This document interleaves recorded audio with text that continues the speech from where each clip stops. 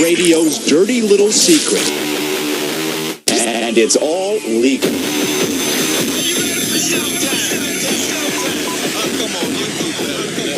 Are you ready for showtime?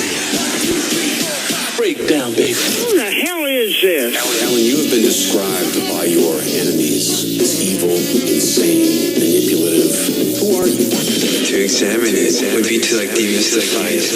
Yo, kick it with a tasty groove, okay? Wow. It definitely makes me cringe. Very, very, very painful. 1, 2, 3, pick it. Pick it. Come on. God damn it. Put you one time. Pick it. What the You're disgusting. It's showtime. It's the Alan Cox Show on 100.7 You ignorant trick bastard. WMMS. Cleveland.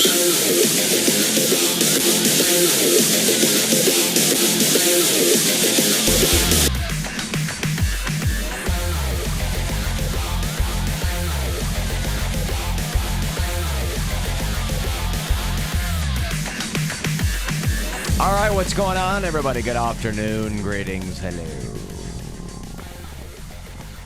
How you feeling? Good, good. Oh, man.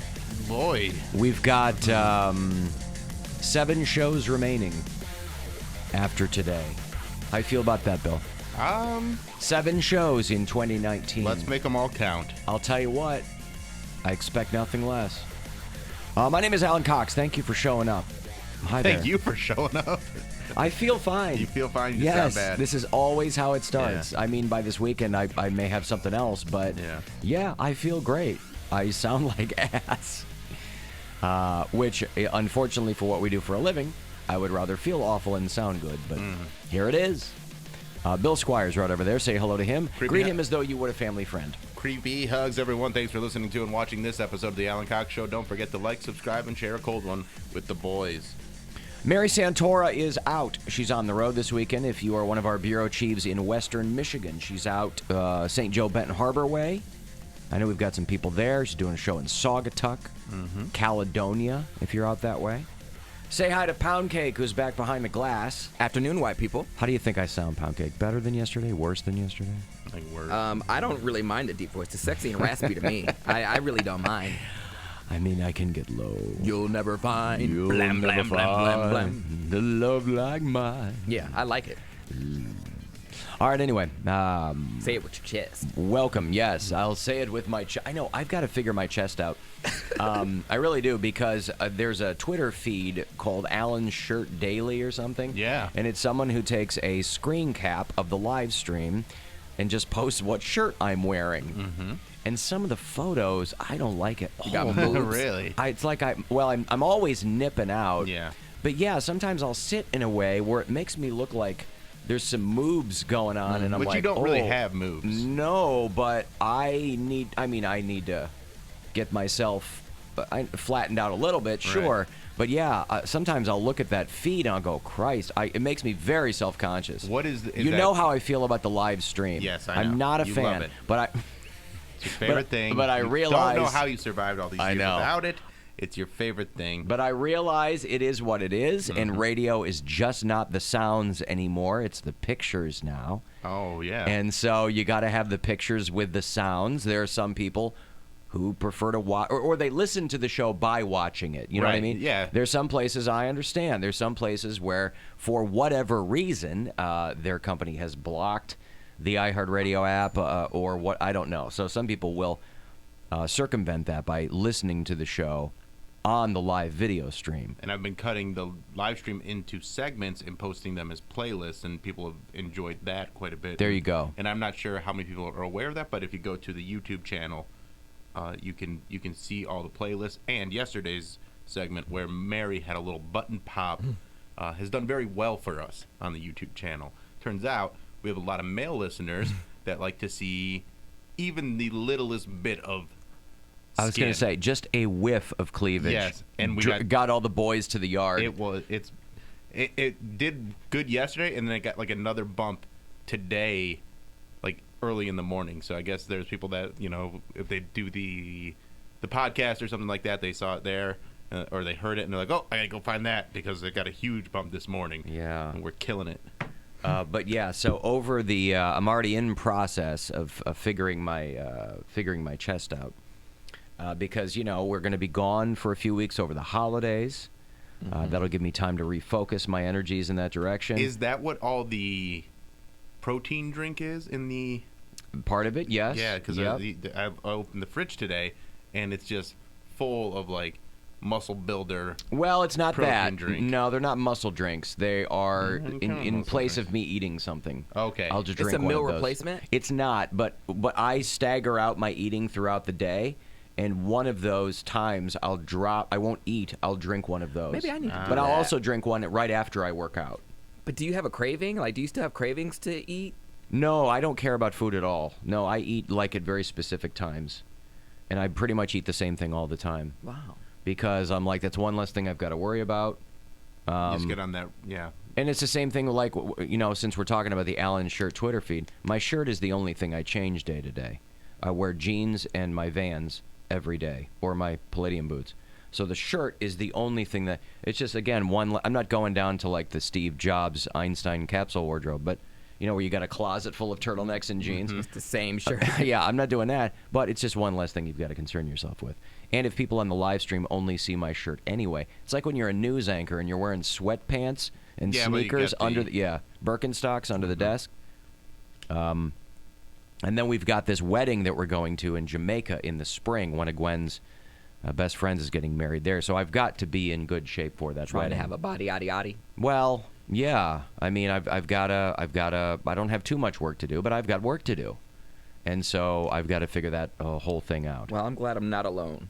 For like when I wanted to go on vacation, and my mom was shaming me and thinking I'm silly because I wanted to look good on the beach. And she's like, "Oh, you want to wear a little Speedo and have all the boys look at you?" Yeah, but I'm like, "Yeah, Mom, I do." Well, not only that, but I don't understand why anybody would be confused as to why somebody wanted to look good on the beach. Well, I mean, you're never wearing fewer clothes other than being naked than when I'm going to bring my limes to Jamaica. Yeah. So I'm going to... Still the same pair, huh? Same pair. I mean, I only wear them when we go overseas. I'll never wear the limes domestically, Bill. I'll only wear them when we're visiting foreign countries because it's more of when in Rome. You're not out of place in one of those. If I was walking along Edgewater Beach in my limes, which I refer to as my limes because that's what they are. They're short shorts. They're not. It's not a Speedo. I'm not like Borating myself out there. Like hot pants. They are. Yeah, they're like boy shorts. They're considered like European trunks, I think is what they're called. But they're covered in bright green limes. And so the inside joke for a long time was, are you going to bring your limes on this trip? And so when we go to Jamaica, I will bring my limes. But I also want to Don't forget the banana. I will pack a cashew in my limes. That's right. For this wedding, So because again, I know all of my wife's friends. We go to, and we have our annual summer trip with these people, and But again, I want to, I want to look good. I'm much older than everyone else. You don't in want this her group. to be like, "Oh, she's bringing the old guy." Well, yeah, I know it's not that. We all know each other. We're all, friends. But again, I just want to. Of course. I'm constantly conscious of the fact that I am considerably older than my peer group, and so, I'm a little self-conscious about that. I'm not proud of that, but it is what it is. So we give you a hard time about, trying to get. You're trying to get in like bottom shape, though. Is that what you're His talking bottom about? diet. That's what he calls it. For your San Diego trip, but I'm right there with you. And you're under more of a time crunch than I am. I have But until doing great. Yes. Everyone has been coming up to me and like saying like I was like, wow, you can really tell the difference that dramatically. Like, see, I can't. So I must need to look at side by sides because I can't tell. I'll pull up a side by side from the live stream because if you look at him, like as recently as before Thanksgiving. I would say going back when you started just before Thanksgiving. I had exactly 1 month before I leave, so I started November 17th. Because I thought it was just the haircut that made you look different. No. Okay. But like the only reason why I knew, one, I mean, I'm pretty much weighing myself every day. Every time I eat like a a piece of celery, I'm like, did I gain weight? Like I just like I'm being paranoid. But like my jeans, like my jeans, these were the ones that I couldn't fit before. I could fit them, but like they were really tight and I couldn't bend in them. Now I have like they're like baggy. I have so much space. What's the waist? This is 32. Yeah, okay. That's what I wear. Pretty sure it's a 32, and Wow. they're skinny jeans, so they're supposed to be tight. But I was like, So you're like before your ankles were purple when you take them off. yeah. So now, so now I'm like maybe a 31, 30. Good for you. But That's the sweet spot, boy. Because I'm not a tall guy, so my jeans are 32. My inseam's 30. That sweet spot's like a 31-inch waist, boy. I'm still looking like, I don't know, just something. I think I just need to do more ab workouts because it's just, I think it's my posture. Well, the belly weight is the hardest to lose. But if you do a lot of other things, that will help that. You don't have to necessarily hyper-focus on that. But I don't do a lot of other things. That's the problem. Well, you got to do other things. I don't have time. Who got time? I don't have time, and I still find time to do it. We got a gym in the building. You have a gym. I've said this 100 times. I know. Or just do body weight stuff, like simple stuff. Just do push-ups. I told you. Do a few squats in each commercial break while you're watching Wendy Williams. That'll help. Yeah. And that'll make your While booty you're a little watching, rounder. Right. Oh, that's fine. I mean, you want Thanks for to get in shape like Wendy Williams, don't you? The linebacker body. That's a she handsome has. woman. Yeah. Hi, everybody. I'm Wendy Williams. Welcome to the show. How you doing? Okay, I'm going to break all those MGK tickets for you afterwards. He's back home to do his Double Xmas show on the 21st of this month over at the Wolstein Center. 35192 if you want to text, or alancoxshow.com for everything else. The Alan Cox Show on 100.7 WMMS.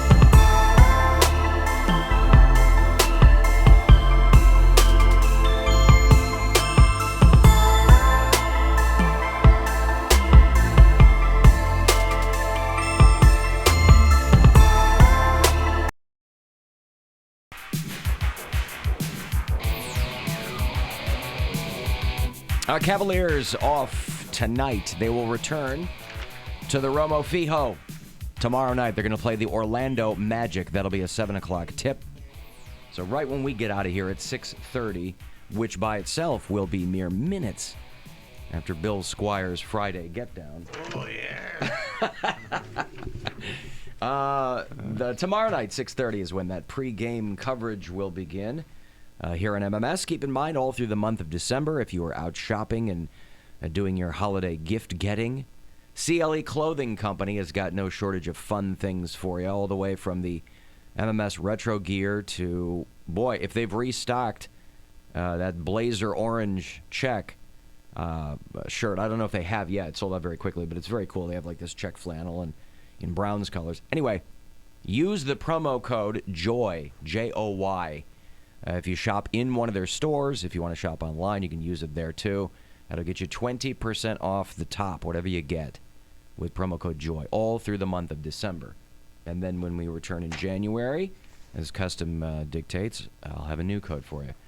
I'm going to have Terry the Goat's Week 14 picks in a moment. Okay. We got another 12 picks. Ooh. From Terry the Goat. Terry's going big at the end of the season, and Terry's I like it. Terry's going big. Terry's going hard. Yeah. Yes. I sent you a video of Poundcake. It was when we were talking about some of his like emo music and that how you'd like kind of rock out, and you're dancing. If you want to pull it up on your email, you could probably play it on the live stream. Oh, as well. okay. Yeah. So let me make sure I got you. You haven't. I'm not logged in. Yeah, I gotta log in here. But Poundcake's dancing around, and like your full like belly comes out of your shirt. Oh, and yeah, it does. yeah, I didn't know that. Full belly. yeah. His belly just comes. Is it a like, prodigious belly? I mean, is it something that he should you have been see worried it. about? You see it. It's not something that would happen with his situation now, though. Right. It might. I don't know. I wear really tight shirts. Well, That's probably why my stomach fell out in the first place, because I didn't re-up my wardrobe. Right, but I think that shirt was you're pushing it to its limits. Probably. Yeah. Probably. Yeah. Why is my thing not signing in here? I don't know. I don't either. I don't know what's going on with that thing over there. You on the right Wi-Fi? Always got to be on the right Well, Wi-Fi. I'm trying to sign into my goddamn. Hold on. Oh, you're- Maybe I'm doing. Hold on. So Into my email. So yeah, you've All right, done. there we go. You've done a very good job of. You got to sign up for didn't the know- switcher too. I mean- Is it getting easier, Cody? Yes, because I know what to look for now, and having you're learning how to take care of yourself. You know what your having- triggers are? having no experience dieting before, now I know it's doable. And most of it, I don't think I actually burned fat yet. I think most of it, honestly, I think I was just bloated from like all the water. Or I don't have No, I'm the, laughing at the video. I don't have you on the switcher yet, though. Oh, okay. You gotta log into that. Yeah. Hold on, I want to see this too. Hold on. There we are. All right, now. I got Right. you. All right, there we got you. All right, yeah, there we go. Okay, so if you're watching the live stream at AlanCoxShow.com, this is. Make sure everything is up. This is, it's called Emo Poundcake, Yeah. right? And this is, you see his belly come out? Right. I would have liked to have met young Poundcake just for the edification. Is that right there? Yeah, Oh. I mean, you see it out there. This but is like a tiny roll, It's though. a tiny, yeah, but it's not how he looks right now. Oh, I see. And for us, we Yeah. had them jammed down our throats, and then My Chemical Romance having their queen aspirations. Yeah. I would have liked to have met young Poundcake. Wow. I mean, you can see he's a little Yeah. thicker there. Okay, I gotcha. Yeah. Well done. Yeah. So All right. good job on the weight loss and thinning down. And I think you have probably burned some fat. You're not losing 13 pounds of bloat. I mean, Bloat. What a great word. Unless it comes to software, you don't want to use that in any capacity. Hey, did you lose some bloat? How's your bloat doing? I'm less bloated. It really only applies to software and corpses. Yeah. Anything else? There's nothing good there. Oh no, I mean I get bloated like Bloated? What? Salt? after Thanksgiving meal because I was drinking wine and I had a bunch of carbs and salt and all that stuff. I was Yeah, I haven't so had bloated. I haven't had a sip of alcohol. And Yeah. I think that's most of it, because like I said, I was drinking every night, like with TV, whatever. Have a vodka and Sprite or whatever, and I would Well, have it's the that. sugar too. Yeah. Like, it's one thing to do the alcohol, yeah. but like you consumed a ton of sugar in your daily diet. Yes, and I have not eaten out either. I haven't. Well, that's part of your lifestyle. I know. So everything. You know, my parents whipped out wine at Thanksgiving. Oh yeah. I was very surprised. They don't do that? No. Why? Because they just don't drink. My mom drinks on New Year's Eve. She has 3 fingers of Glenlivet, and that's it for the year. They're just not drinkers. They just never were. Like, if my dad played poker with his friends or something, he might have a couple of beers, but we never had, like, beer in the fridge. The carafes, what are they called that you just keep booze in? Decanters. Decanters, thank you. The old-timey kind of, those had the same level of... I swear to God, my parents had them for show when I was a kid. So we're at my parents' house for Thanksgiving, and my sister's putting wine glasses on the table. And my mom goes, "Do you guys want wine?" And I'm like, "Wine?" And she has these giant bottles of Riesling. And I go, I'm not a wine guy, but that's sweet enough. My wife likes it. I go, "Yeah, I'll have some wine." My parents have never, because I think that's like a nice thing to have with dinner, But I was shocked to see my parents Shooketh, maybe? whipping out the wine. And my mom didn't have much, but my dad had a few glasses. I mean, I know people who I see what's going on here. I'm a big fan of a wine drunk. They weren't getting drunk. They would. But like that I've never buzz seen even. Yeah, but maybe. Like, even just like a little, like if he had 2 glasses and he doesn't drink a lot, take the edge off. He's a little livelier than he normally would be. Yes. Yeah. See, my mom gets pissed when I have a freaking wine cooler. Like, mine will keep them in the garage, and she'll have them stacked up, and I'll just grab one. She's like, "Aren't you driving home?" Your mom sounds... I used to think that you drove your mom crazy. Your mom just sounds consistently aggravated. She is. Why? I don't know. She has all the anxiety I have. Because she deals with sick people all the time, maybe, or what? But she knows all the illnesses before they even, come over here, blah, blah, blah. But any anxiety I have... over here? What, she's on the lookout for swine flu? Yes! I read a guy in the UK has monkeypox. Is that ask your mom if that's coming back. If monkeypox is on its way to the mainland any here. disease. Like, as soon as I started talking about going on a trip, she's like, "Oh, well, San Diego has this, and this." I'm like, "Mom." She's what like, does San Diego have? I don't know. I don't remember it because she just rattles Take them notes. If your mom's telling you there's something there. I'll wear a condom. Like, it's fine. Oh, she was talking about sexually transmitted diseases? She talks about everything. I mean, I don't think a condom is going to save you from monkeypox. Make sure you bring a jacket code. I'm going to San Diego, Mom. She's like, "You still might need a jacket." Well, it gets chilly there at night. Yeah. Yeah. Whatever. Bring it. Always bring a jacket. Ain't gonna be worse than Always here. bring a jacket.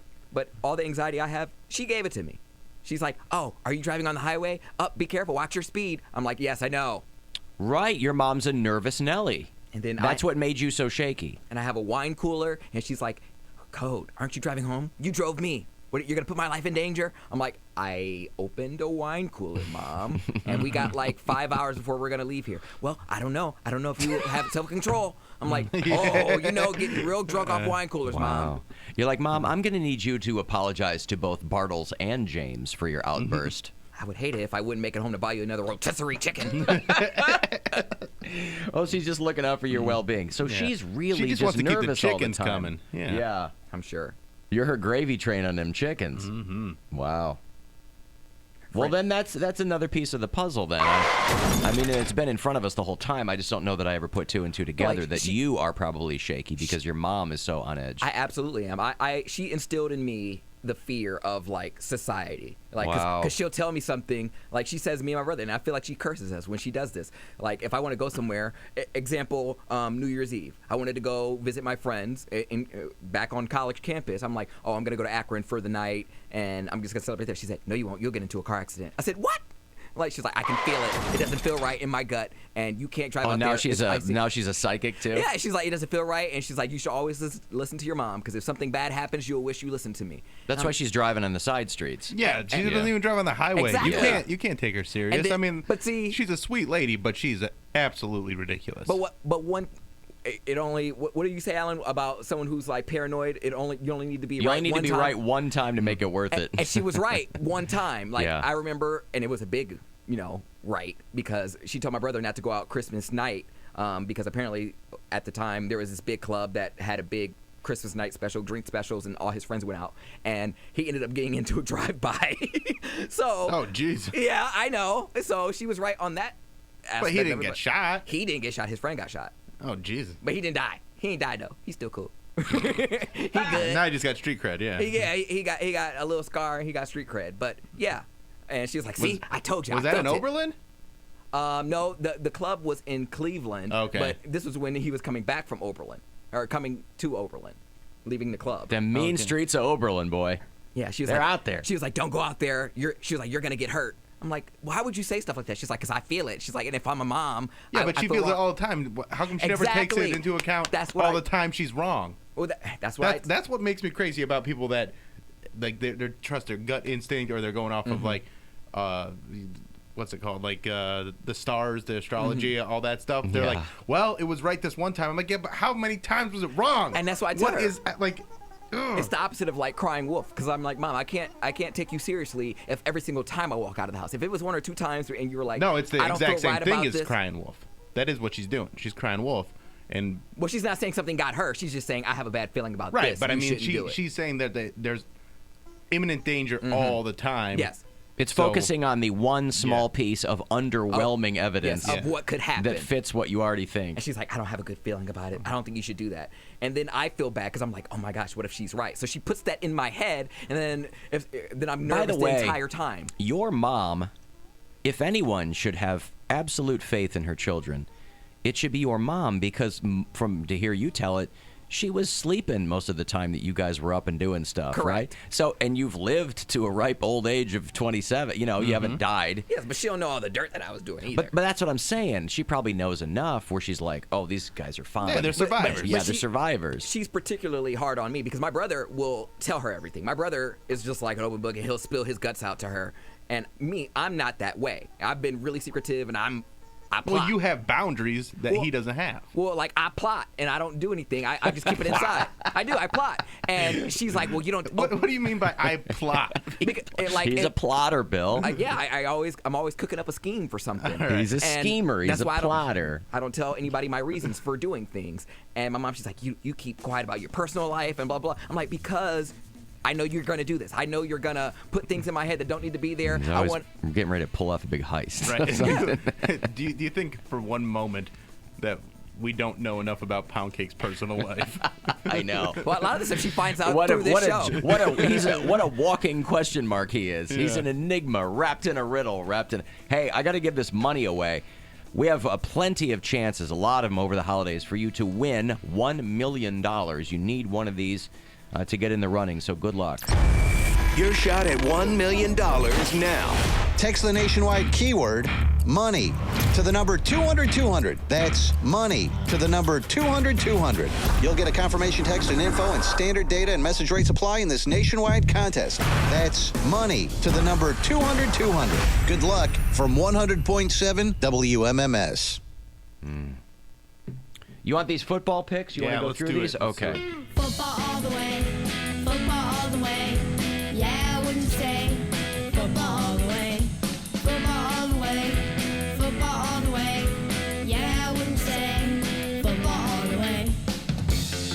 All right, Al is our bureau chief out in Carlton, PA. He's out there working a farm, and he has a goat named Terry, who has been a prognosticator all throughout this NFL season. So if you've been placing any bets on the games she's been picking, it's time to call in your book.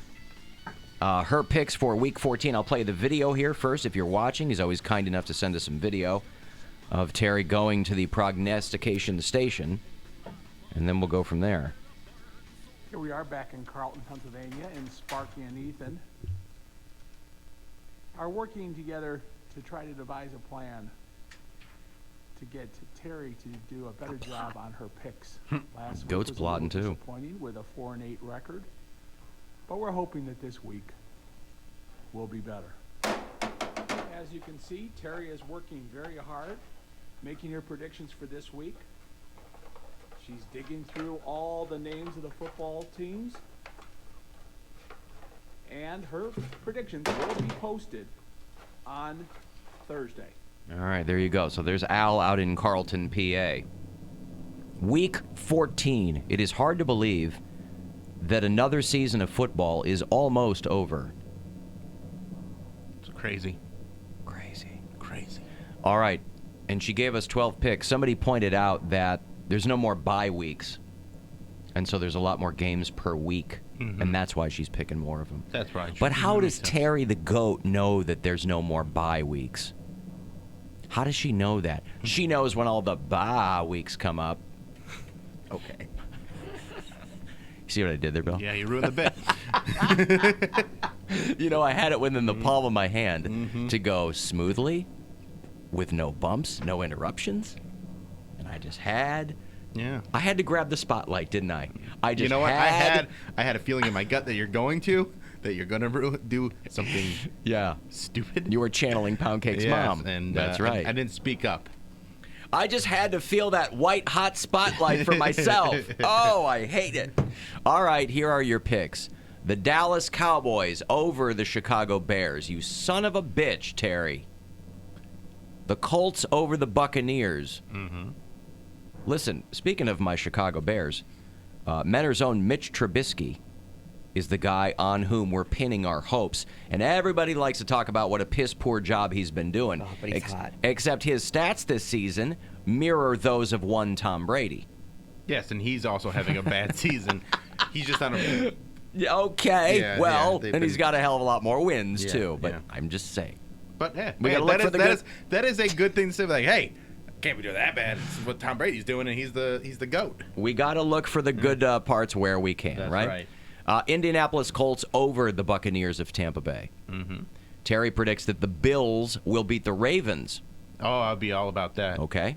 Go Bills. Redskins over the Packers. That seems unlikely. Yeah, that's not going to happen. Redskins, of course, with RG3. No. No? Oh. The Denver Broncos over the Texans. Okay. Okay. Saints over the 49ers. That's probably not going to happen. The Broncos, I don't see that one. They're having an off season. Yeah. The Saints over the 49ers. That'd be great. That would be great, okay. But that's going to be a tough game. Those are two very good teams. Right, gotcha. That's going to be, The Carolina Panthers, who just fired their coach. Yeah. Over the Atlanta Falcons. That could happen. Okay. The Jets over the Dolphins. Yeah. That's kind of a that's bummer another game. suck Where you're like, bowl, yeah, yeah. whatever, yeah. The New England Patriots over the Kansas City Chiefs. Yeah, that could happen. But Okay. I think the Chiefs are going to win. Okay. The Oakland Raiders over the Tennessee Titans. The Pittsburgh Steelers over the Arizona Cardinals. And, finally, the Cleveland Browns over the Cincinnati Bengals. There you go. All right, those are your Week 14 picks. 12 games in all. Was any one of those the Monday Night Football game or tonight's game? Who plays tonight? I don't know. I should have made a note to myself for that. I'm a little checked out on football after some of the events of this season. Oh, yeah? Yeah, I mean, You're I'm not paying still, as close attention. I'm not paying as close attention, but I'm still paying attention to the Browns. Just the season overall, I just been very busy, and I'm just not that dialed into NFL this year. So Thursday night, I should have known this. Tonight is Cowboys-Bears. Okay. And then Monday Night Football is going to be somebody else. That's how Monday they do it, night right? There'll be is, two more teams? Giants and Eagles, and I don't Giants think and that Eagles. was picked. It was not, no. But Eli Manning's in again, right? Oh, is he? Yeah, he's back in. Did Daniel, what's-his-face, Jones get hurt or something? I don't know, but I No. just read that Eli Manning is starting We'll again look for the at that. Giants, so we'll see. Okay, so there you go. Those are your Week 14 picks from Terry the Goat out there in Carlton, PA, and thank you, Al, for sending those along. And good luck if you have any money on the picks of that goat. We got to go to commercial here in a minute, but Yes. I would like to talk about the situation with the 49ers guy that was talking about Lamar Jackson's skin color. Oh, and yeah, everything. he I would pointed out that he was black. Yes. I would like to dive into that a little bit. You're saying there's been some controversy behind that? Yeah, there's some things that I would like to discuss. All right, sir. Boy, it's been a bad week. First Kamala drops out, and now this. Right. Oh, my goodness. All right, yeah, let's break. We'll come back. We'll do some other things. I'm going to have those Vince Neil tickets for you. He's doing some solo dates before the crew heads out on that stadium tour in 2020. Comedian Joe List is back on the show around 3:20. He's doing the weekend at Hilarity, so we'll catch up with him in a bit. 35192 if you want to text, or AlanCoxShow.com for everything else. The Alan Cox Show on 100.7 WMMS. And everywhere you go on our free iHeartRadio.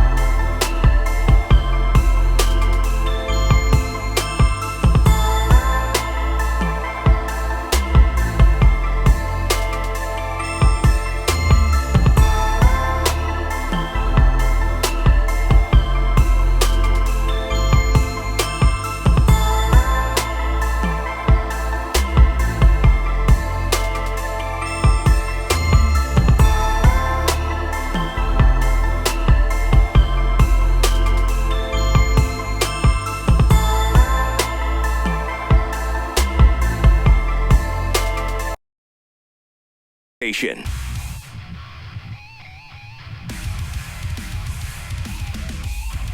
Yeah, you're going to have to travel, by the way, from Cleveland if you want to check out that Motley Crue, Def Leppard, Poison. They've added Joan Jett and the Blackhearts to that lineup. Oh, damn. They're doing legit stadiums. I thought they were just kind of doing some outside venues, but they're doing ballparks on this tour, but you'll have to travel. There's not going to be any Cleveland date. You'll have to go to Pittsburgh or Detroit. They're going to play PNC Park on August 16th. And they're going to play Comerica, where the Tigers play, on August the 20th. They'll do Wrigley Field. Again, they're doing all these huge ballparks. So, hot on the heels of not even 4 years since Motley Crue said they would never tour again, they said that they were they missed being in a band with each other, which liars. They missed money. I interpret to mean we got real bored real fast, or all of our other projects fell through. Vince Neil's supposed to be getting into shape for this tour. Listen, that's what I said. You know, when Axl first went back out before the full-on GNR reunion, when he was just out with those other guys that had been in the band, everybody would make fun of Fat Axl. Mm-hmm. But when the band reunited, I don't know if he's still in shape, but he got in shape. I mean, he didn't look like 1989 Axl, but he got in much better shape. And I think Vince Neil would be smart to do the same thing. Bret Michaels has always stayed in shape. And that dude's diabetic. Yeah, I don't know if that works for you or against you. He went so far that he even lost his hair. He lost a lot. But, boy, if you got a chance to see any of the still shots from the press conference that they had, where it's Def Leppard, who are kind of trying to be like Dapper Dons. They're all wearing, like, dark suits. And then Motley Crue, who just kind of do their thing. And then there's Poison, and those guys, Bret Michaels aside, the other guys in Poison, there's a lot of guts there. And Joan Jett, still looks fine. But it really 3 different pictures of 3 very different bands. But everybody looking pretty hard. So anyway, they're going on that tour next year. They're doing ballparks all across these United States. It will kick off July the 7th at Hard Rock Stadium in Miami. And it will wrap in September in L.A. Def Leppard, Motley Crue, Poison, and Joan Jett and the Blackhearts. That's exciting. I'll tell you what's more exciting than that. You say to yourself, well, Alan, that sounds all well and good, but what about something closer to home? The Alan Cox Show 10th anniversary special. Now you're talking. You won't even have to wait that long for it.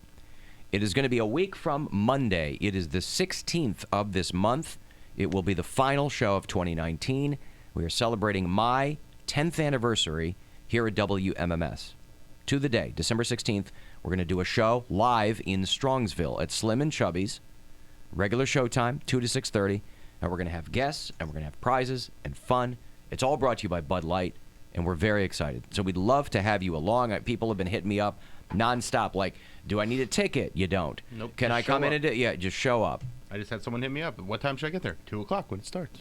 Maybe a little bit earlier. Earlier than that, yeah. Sure. Get there, get yourself a seat, get settled in. But that all goes down Monday, December the 16th, and then we'll be gone for the holidays. We're announcing the winner of the Bill Squire Chris McQuanzica Bud Light box at that broadcast, so that'll be fun. Somebody's going to be watching that show in style. Yeah. So there's going to be a lot going on that day. So if you are out Strongsville way, or you can see your way to getting down there, or over there, or up there, relative to wherever you are, come on out. Be a lot of fun. Your thoughts on the Lamar Jackson thing? All right, so do you have the audio by chance? I don't. I was really looking for it, but I don't have it. It's from a radio station in San Francisco. KNBR is a big sports radio station out there. I don't want to speak on it fully, but I would like Poundcake's point of view because he is a person of color, as they say. Well, let me encapsulate the thing here. Tim Ryan, who I remember, by the way, on the Bears when I was in high school. He was never like a marquee player, but he was with the Chicago Bears when I was like in high school and going into college. He has been an analyst for the 49ers for a while now. Like 15 years, maybe, something like that. So he does a regular bit. Sports stations will have like columnists call in or whatever, and he does a regular bit on a San Francisco radio station. The Murph and Mac Show is what it's called.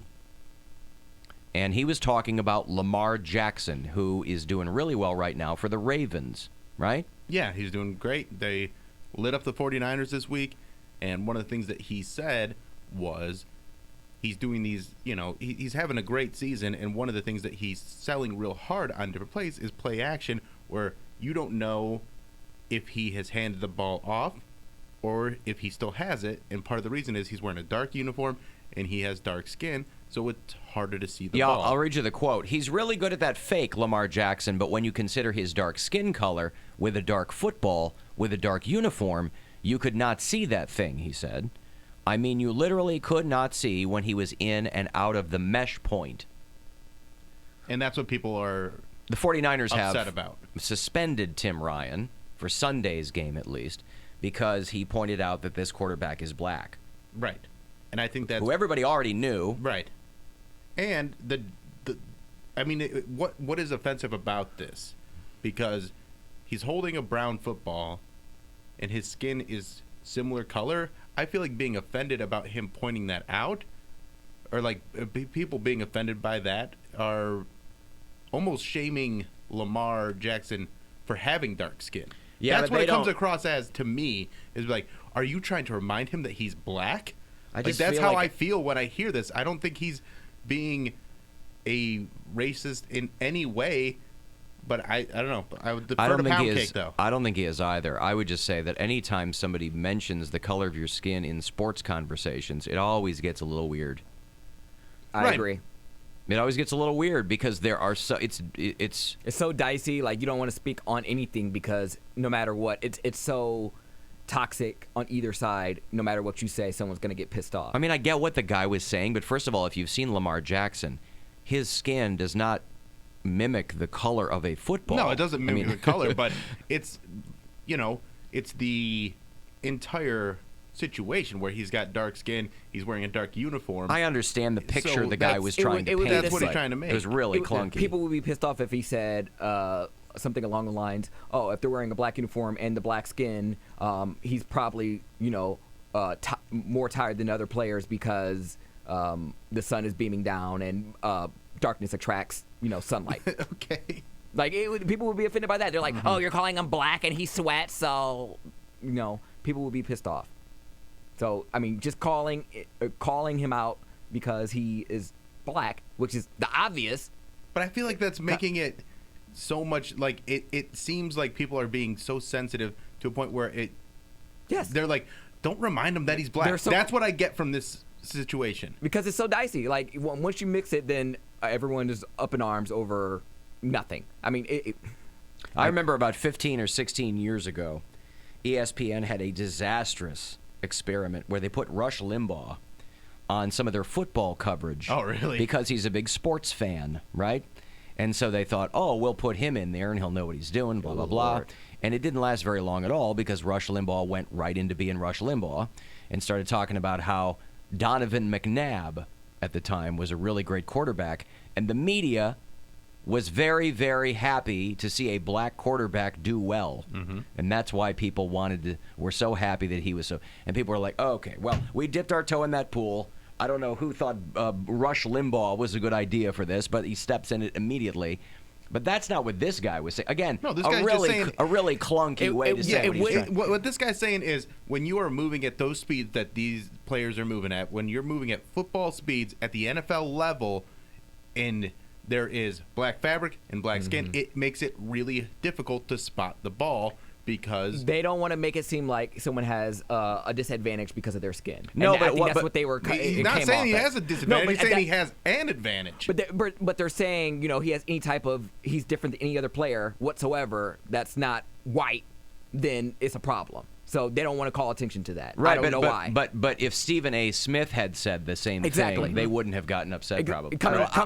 I wonder if they would. It's just a weird thing to say.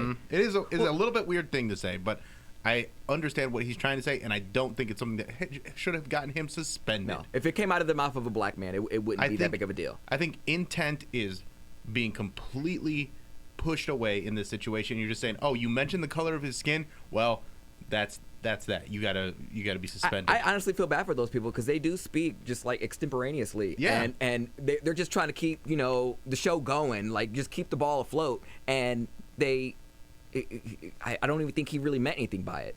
All of us just he's just saying it's casually. hard. Is he a former player or is he just an analyst? No, that's why I said. Yeah. I remember when he played on he was on the Bears when I was in high school. Yeah, so he knows. He's speaking from he was a DL. Yes, he knows how hard in that situation it is. Even if it's a white player carrying the ball, it's hard to see who has the ball. I played Pee Wee football, and 98% of the time, I had no idea who had the ball. Now, I was on the bench, and it was kind of far away, but it was still hard to see. So yours was distance related, is what and you're I'll tell saying. you what, in Medina County, there weren't any black kids, and it was still hard to see. Yeah. Yeah, no. Well, listen, there's a lot of white pitchers Mm-hmm. wearing white jerseys. Yeah. And, Yeah, if you're going to speak about that, it's sad, but the times we're living in, you just got to issue a disclaimer like, hey, I don't mean anything by this, but this is just going to be a fact. This is science. But who got him in trouble? Like, who heard this and said, oh, he's trying to disparage Lamar Jackson? Because I think those are the people that are actually doing the damage in this situation. Well, that's what I'm saying. People are taking it at whoever called a complaint, I don't know, but people are taking it as, oh, he's not, going off of his merit or off of his talent. It's because of his skin that he has an advantage. Like, I don't know, what do they call it? Affirmative action type stuff. Yeah. Like, oh, you got the ball through affirmative action. You got the ball through affirmative action. Yeah. Like, Wow. oh, we just let you score because we couldn't see, with your dark skin, at least it's coming into play for something. Yeah, just saying that the reaction time is so important in the NFL when you're playing at those speeds that you need to be able to spot the ball as quickly as possible. And if you're very good at that fake and it's blending into colors and it's like camouflage, I almost hit some dude on Saturday night I was driving to Tremont, and this dude was walking across the street by the bus stop. Black hoodie, black pants? No, white dude in camouflage. And I'm like, hey, what are you doing? Don't wear camouflage and walk across the street when it's not your turn to walk across. Like you're jaywalking, and then you flick me off because I almost hit you. You are trying to blend into the surroundings. Here, I got the clip. I'll play the clip. All right. When he's his dark skin color with a dark football with a dark uniform, you could not see that thing. I mean, you literally could not see when he was in and out of the mesh point, and and that's going to mean, and you're a half step slow on. That's the point. What has Lamar Jackson said? It makes it's a has half step slow. He's got a good racist voice though. He got the voice of a racist. That guy does? Sounds like a good, get the hell off my lawn. I wish he would have ended it like, all right, Blackie, back to you. Stop talking about my mesh point. Mm-hmm. Has Lamar Jackson commented on this at all? That was my question is, has the player actually said anything? I mean, he probably doesn't care. They're probably sticking microphone. He's an MVP candidate. He's like, hey, we're winning games, and I'm playing great. So if this is an advantage that I have, on top of all the speed and other talent that I have, then yeah, I'm going to run with it. I think that's why people were pissed off more than anything. Just besides the fact that he said it was a black guy, they're saying a black guy got it, ahead and not off of his talent. I think that's what they took it as, but that's not what I heard. Text from a former college Division I linebacker. You can't see the ball with a white QB when they mesh. What's mesh? When they mesh. Mesh, like at that handoff point. Okay. So you can't see a ball with a white QB when they mesh, and you don't ever spot the ball. That's not how defense works. That's what I figured. Yeah. I think it's one of those things where you're trying to see if he has the ball, but it's very difficult, and that reaction time is so important when you're playing defense. So you just got to get to the ball, or whoever, a lot of the times when they fake a handoff and the running back doesn't get the ball, he still gets tackled because they don't know if he has the ball or not. And I think this guy is just talking about his experience playing football, and they're taking it into this racial context that is not how he didn't mean it in a bad way at all. He's just saying these are the facts of the situation, and this is how you try to react to that situation. Yeah. Well, thus far they said that they have suspended him for Sunday. I can't imagine this is something you would lose your job over. I hope I mean, not. he has offered this seemingly heartfelt apology, but obviously these days, then the apology gets scrutinized. Right. Hey, JD. Hey, Alan, how you doing? What's going on? Hey, I just want to say that this whole situation is not white. Hey, yo. I see what you did there, JD. Okay. Yeah. You see what I did there? I see what you did there. All right. You have a good one. Oh, okay. That was okay. All right, black to you, Alan. I thought he was going to say something else. Well, listen, cancel culture is one thing, but it's not everything. Right. And it's one of those things. But again, where when people say that they want an apology and then someone apologizes and they go, "Well, I don't know if that was heartfelt." Yeah. What do you want me to do? Slit my own throat, win myself in the back? Like, there's some people what they meant and that they're not really sorry when they apologize. Because he doesn't really have anything to apologize here. Like, his apology, and I didn't even see his apology, but I'm guessing it's something like, hey, that was not my intent. Yeah, he's I like, was just trying to analyze this quarterback's I play. have nothing but the utmost respect for this guy, blah, blah, blah. Yeah. I mean, consequences, by the way, are not cancel culture. There are different things at play. That's not necessarily cancel culture. I mean, no one's owed a job. So, if there are consequences from something you say or do, that's not cancel. I mean, obviously, we are in a lunatic era right now where there are people who demand all kinds of weirdo repercussions for next to nothing. But every time somebody is asked to explain something, that's not cancel culture.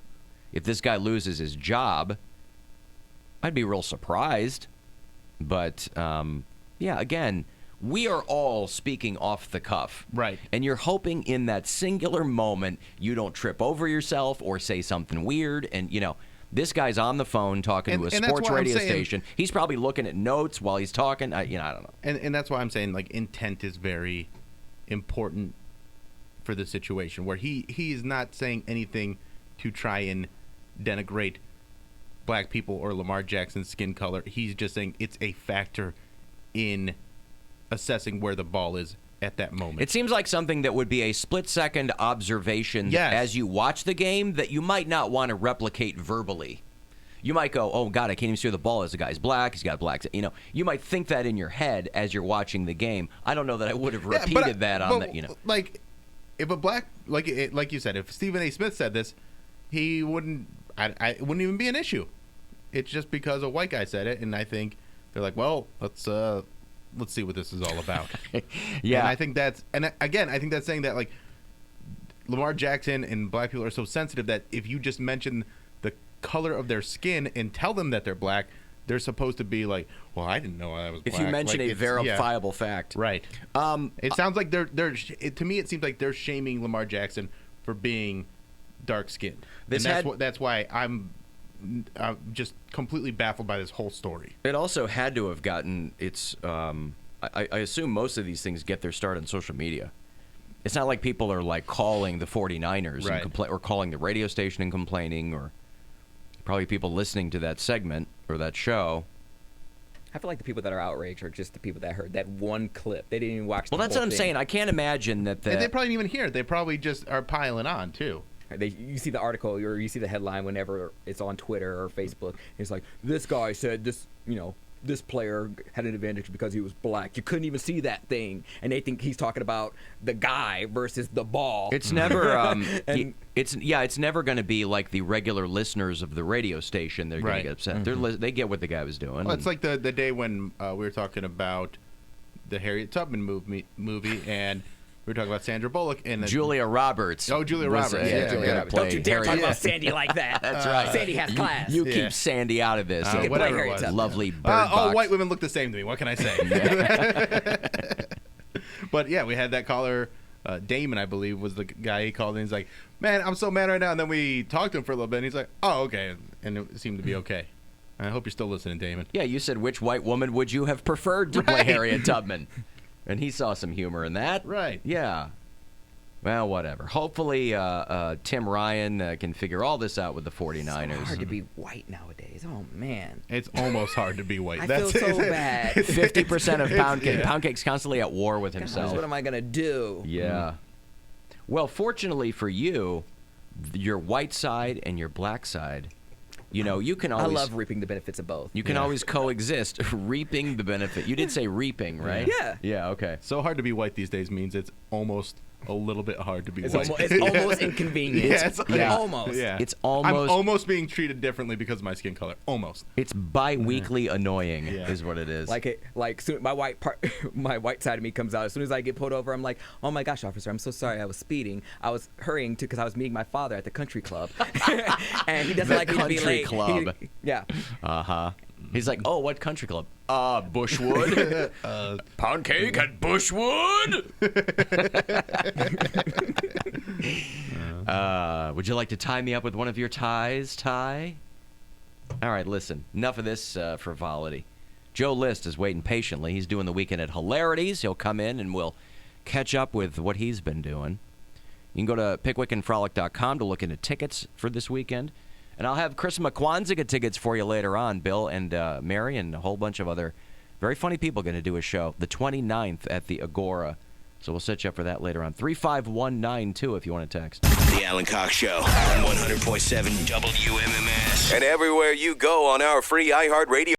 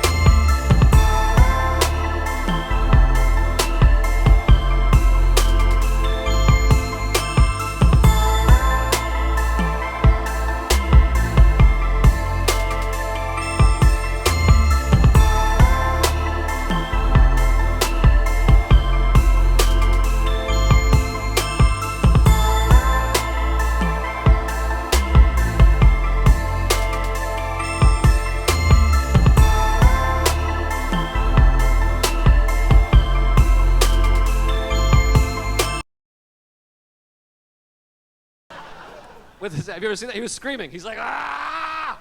Ah! I was like, I think we have different fitness goals. I was on the elliptical. I'm like, that guy's a danger to society. What? I think if you get to the neck portion of your workout, you can go ahead and clock out, head home, and hug your dad for the first time in your whole life. There's Joe List, who is back in town, on stage, at Hilarities. How old is that? That clip? How deep did I go for that? Not that far. That was like, that was March of 2018, I think. Wow, So you got month and and year. A year and a half ago. What's that? I said you nailed the month and the year. Yeah, well, that was Tonight Show, so it was memorable. Yeah. All right. And it was right before my Netflix special came out that nobody watched. Oh, that was Fallon then. That was Fallon, yeah. Okay. I forget how long ago it was that Conan was doing the Tonight Show for that cup of coffee there. Oh, yeah, that That's was a while. coming up. That was Yeah, people like, forget. I think almost like 10 years ago now. I think you're right. it's been a while now. 09-ish or something like that. Joe is at Hilarities tonight for a 7 o'clock show, and then 7 and 9:30 tomorrow and Saturday. And I always forget how tall you are. Yeah, people say, I think I have a short person's voice or disposition or something, because people always come up to me and say, I didn't realize you were tall. And then I say, I'm wearing lifts, and that always gets a laugh, and it feels good. Yeah. It's nice to have a nice stock line ready. Sure. But I had a woman yell out to me in Des Moines, and she was like, how tall are you? And I was like, I don't know, 6'2". She's like, you look tall. And I was like, I'm on stage. Right. So I am elevated Yeah. right now. And then I asked her how much she weighed, and she didn't answer. You know, it's the double You look standard that big from people here. frown on. heavy. Yeah, but because people are on stage, obviously, I always kind of think that people are taller, so I'm usually less surprised when someone is of normal height. Right. You know, and then you meet them and you go, oh, wow, yeah, they're, you know. Yeah, I thought that a few times. Like Eddie, I'm a big Pearl Jam guy. Sure. Like Eddie Vedder is like 5'9", Very or short. something, but he has that Yeah. like booming voice, and he's climbing stuff, Well, and he the looks other like a side guy. of that is Billy Corgan is like 6'4". Yeah, he's a and big so dude. I saw him walking out. I did like Rock on the Range all these years ago, and they were headlining, and I saw him walk by, and I was like, "Holy crap, that guy's a monster!" That's why when he used to also do was that, like all fat at that time. Too. Yeah, when he used to wear like that one-piece leather Uncle Fester thing, That's and right, really, yeah. He's Yeah, doing yeah. Addams Family cosplay on the Not a Pumpkin great Store. look. Yeah, for a while he had a look. He wore the silver leather pants and the zero shirt. Yes. For like years. Yeah. Straight. The shaved head, the whole thing. Yeah. Were you ever? Are you musically inclined? Do you play anything? I just started taking mandolin lessons. Ladies! We just were talking about the mandolin the other day. Yeah, I'm a big mandolin guy. I don't know how it came up, but how did the mandolin come? I don't. It's in the lute family or something. But isn't it just a steel-strung ukulele or something? I mean, it's similar to ukulele. It's Yeah. it's 8 strings, but it's double string. So essentially, it's Yep. 4 strings. And I don't know what it. I should know some of the history about it. I think it's Italian or something like what that. drew you to that? Well, I thought I always wanted to learn an instrument, and I thought that's smaller than a guitar, and I thought it'd be easier because it's essentially 4 strings. Yeah. And I was like, it's small, so I can just bring it with me. And my idea was I have all this time to kill on the road, Right. but I've never brought it on the road once because Just I don't want sitting in to your check. apartment. I don't want to check a bag, so I already have a carry-on and a backpack. But I do play. I took lessons for a while. Really? Yeah, it was nice. I have a teacher, Conchetta. Did you become proficient at all in it? I mean, are you? No, I mean, I'm like, I can play a few songs. I can play Take Me Out to the Ball Game. I nailed The Wild Rover. There's a few songs I learned. I learned a little bit how to read music. So moderately. Are you Irish? I'm of Irish descent. I was going to say that father's- might be part of it. Like Yeah. subconsciously, maybe it was back in there. or Yeah, something. I like Celtic music, and Yeah. I like the idea of like jumping up and be like da da da dee da da da. Yeah, Like one right. of those guys. Uh-huh. It always seems fun playing an Yeah. instrument, and like a piano's big, and a guitar everyone play. I don't want to be a hack for God's sakes. Yeah, I'm a drummer, and it was always when I would. I love playing the drums, but when I would play with bands, I was the last guy there when everybody else packed up their crap and was getting laid. You know, I'm Right. like tearing down my stands and putting my crap in my car, and you know. Yeah, drums is the funnest to me. Like I can somewhat keep a beat thing Yeah. and do a little roll and come back to. Like I have some. I'm some more, rhythm. Yeah, I'm more musically inclined than the average person, Sure. but not. I'm not a musician. Yeah, I stink. You a Boston guy? Yeah. Yeah, and is the family still there? Yeah. I just spent a week with them. It Oh, was- were you with Thanksgiving? You went home? Yeah. Yeah. How was it? It was okay. Really? No, it's fine. It was fun. There's just like a lot of. I quit drinking a while ago, and they all Okay. still booze, and it's loud. And Oh. everyone just yells over each other. And when I was drinking, I was like, my family's the best. Yeah. And then when you're not drinking, you're just like, why is everyone shouting? I hate this. Right. Is it you have a big family? extended family. Like, I have one sister, but then like my mother has 5 siblings, and then they all have kids, and then they all have kids. So now there's like 40 people there. Are they all in that area? Like, are you the outlaw? Like, my family's all in Chicago, and I've been gone doing this and other things for a long time. So I don't get home that often, and we decided to go home this Thanksgiving. Yeah. And it's cool to see everybody, but I always feel like I'm a tourist in my own family. Yeah, completely. It's weird. This is going to turn into a therapy session, but yeah, I feel completely distant from them, and like it feels like that thing of like, how did I come from that? We feel so different from each other, because I've been gone for 13 years, and most of the things they say, I'm like, that doesn't sound right at all. You're like, how did I come out of this family? Even like little things. Like we were talking about, we're a big sports family. This isn't sports radio. You guys were talking sports right before. It's on my mind. I was like, we call this race radio. Great. Okay. Just a bunch of white guys talking about race. It's great. Yeah, it's we hate every other race, my family. No. If it ain't white, it ain't right. No, but we were talking about Tony Romo was doing color commentary, and my family was like, "Oh, he was the worst quarterback. He sucked." And I was like, "I think he was pretty good." Yeah. And then they're like, "You're wrong. He's a bum. He's like the worst quarterback." And so I had to like some of these things. There are statistics. I was going to say, they were yelling this out just randomly, or they attributed that to something. Like they had some conspiracy theory about Tony Romo. We started talking about him as a color commentator, who I like. I think he's good, and they hate him. And then they were like, he sucked, so what does he know about football? Which, first of all, I'm like, even if you suck, you're still on the team. He like threw the most touchdowns. Like he set a bunch of records for the Cowboys. Now, he didn't win anything. Yes. So I guess when you look at that, like he didn't really do well in the playoffs. He wasn't really like known as a clutch guy, but he like that doesn't make him suck. That just means he had some inopportune moments, and then he got injured. Right, and there's no my family doesn't have that thing where they're like, I guess you're right. Yeah. He does have the highest quarterback passing rating of any quarterback in the time he was playing. They'll die on their hill. Yeah, they're like, nope, incorrect. Right. But it's the familial thing is one thing, but it's also compounded by what you do for a living, which feels weird too. Like my family has always like been interested in what's going on, but like nobody understands what you do for a living. You know what I mean? Yes, completely. Yeah. You know, you're really scratching my. Well, you know what I mean. It is Yeah. like that. It's kind of like so you go back home. And then you're kind of like just making polite conversation with people that you grew up with. Right. And yeah, it's just kind of odd. Yeah, it's tricky. I feel like I'm not being funny, but I'm getting a lot out of this. I don't know if I'm selling any tickets here. I have jokes, but no, this it doesn't. I'm not doing setup punch here. So great, I appreciate that because this is really making me feel not alone in the world, which is. Oh no, by no means. That's what I'm really trying to do out here. Alan's really trying to do is invite you to Thanksgiving next year at his place. You're on the list, pal. We'd be happy to come out. I we'll appreciate that. But no, my family's good people. I don't want them to hear this and then shoot me. Joe List is doing Hilarities tonight, and then 2 shows tomorrow night and Saturday. You go to pickwickandfrolic.com. He's Joe List Comedy on Twitter and Instagram.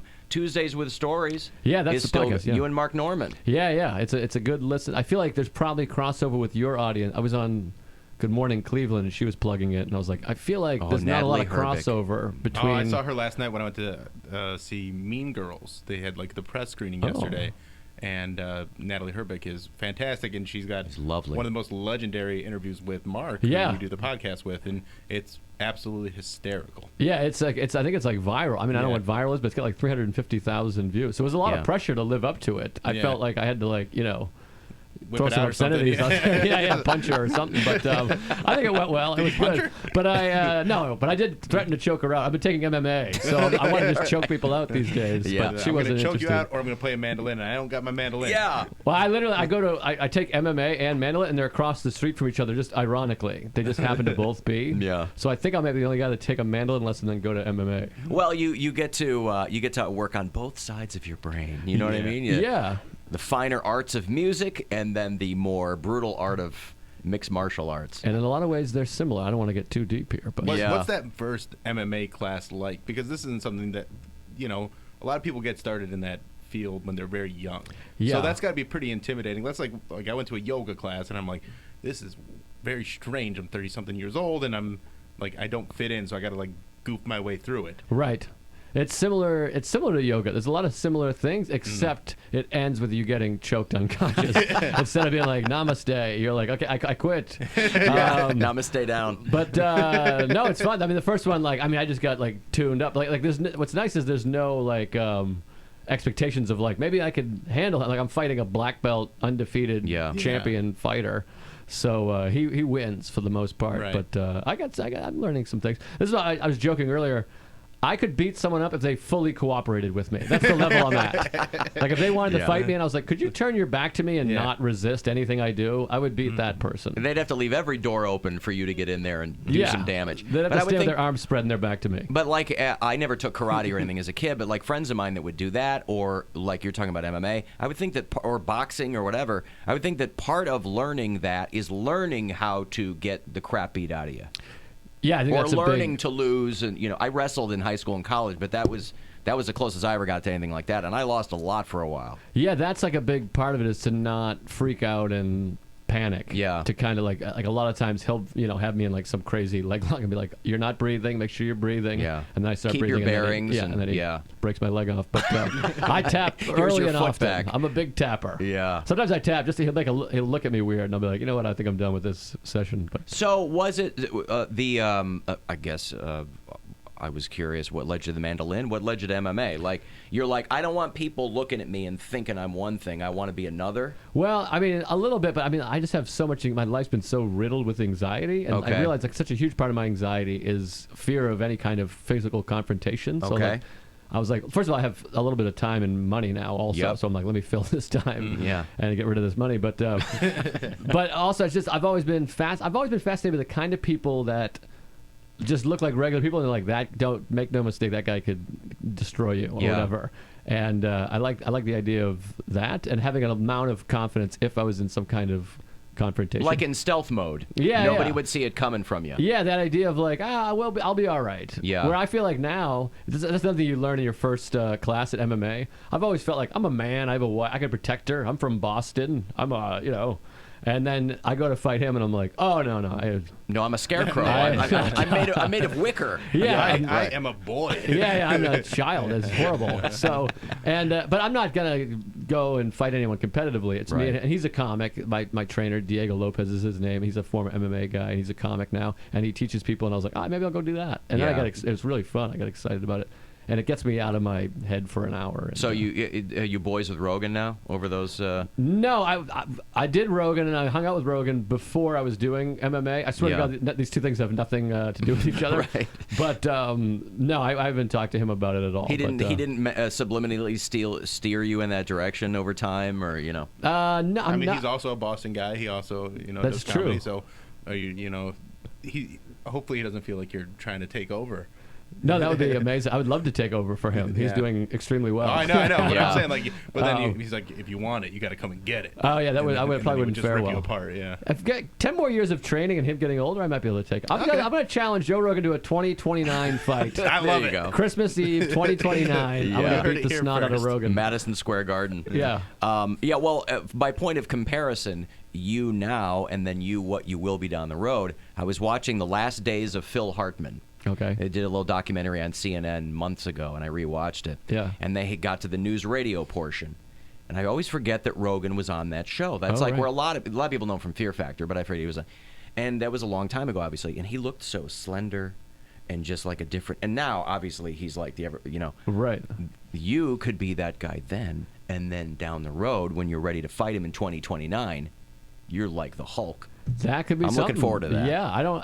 He's having that reach too. We'll see. I do have reach going for me. That's the only thing I have at all. Just reach. Yeah. But I'm pretty ripped up right now. I was going to say, I look pretty good. But do you feel like you are to a point where if you feel like somebody did step out of an alley with ill intent, you could take care of yourself? I would have at least a knowledge of what to do. Yeah. I don't know that I could do it. Okay. It probably depends on them too, right? Now, yeah. Well, also, I mean, my instinct is still to run. Yeah. It is self. And that's defense. honestly, right. Like, and like you're saying, you have a wife, and if you have to defend her, the best defense is also run. Right, Let's yeah. I would both be like, run. You're more flight than fight at this point. Yeah, is what yeah, you're saying. totally, yeah. I would be like, "Go, honey," and then I would go in opposite direction and hope that he chooses her. That would be my main. That would be my main defense. She's slower. She's got heels. You know? Yeah, sure. Low to the ground. Yeah. Yeah. So you're a married guy. I cannot get over these dudes. Were you writing at all for Saturday Night Live? Were you in that orbit at all ever? No. You see these guys who are getting these girls. These, like Dave McCary over at SNL is engaged to Emma Stone. Oh, okay? wow. I didn't even know that. They've been going out. They get engaged. Colin Jost grabs Scarlett Johansson.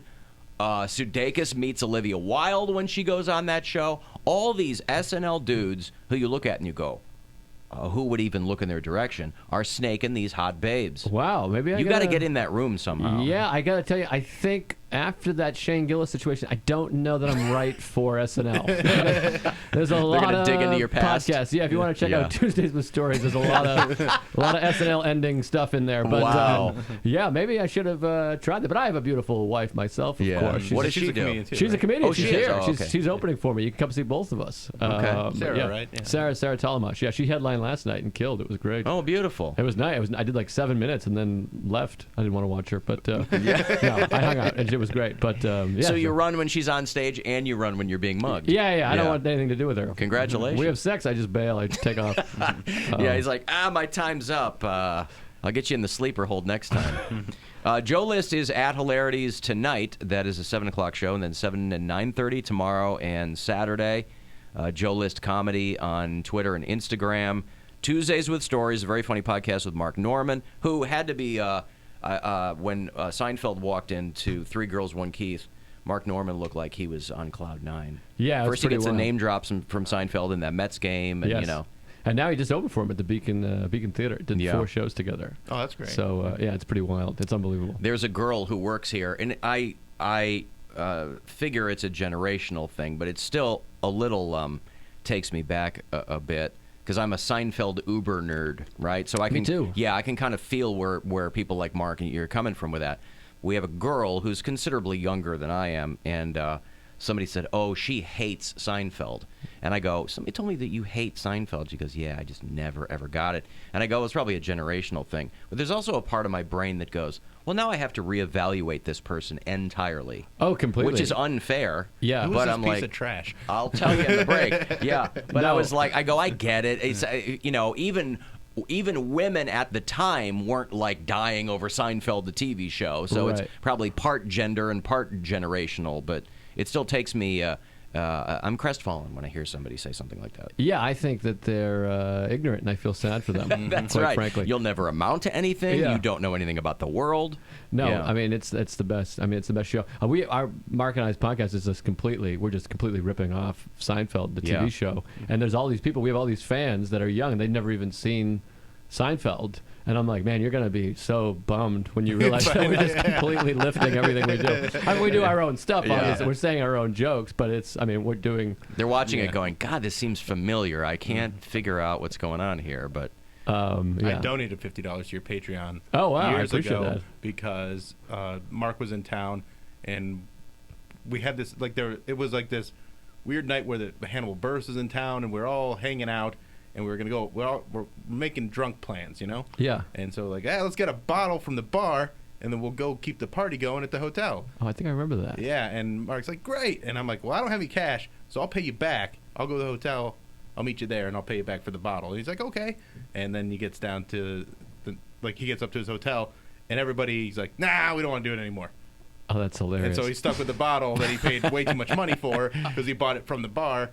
And he's like, damn it, Bill Squire. And so I was like, instead of, he's doing all right, I'll just give you guys $50 for the Patreon instead of giving him, the 50. I appreciate it. Yeah, I got half that money, so I appreciate that. It's a sweet I remember that $25. story. Yeah. In your pocket. Yeah, he's doing better than all right now. He's doing fine. So no need to donate money to him, but...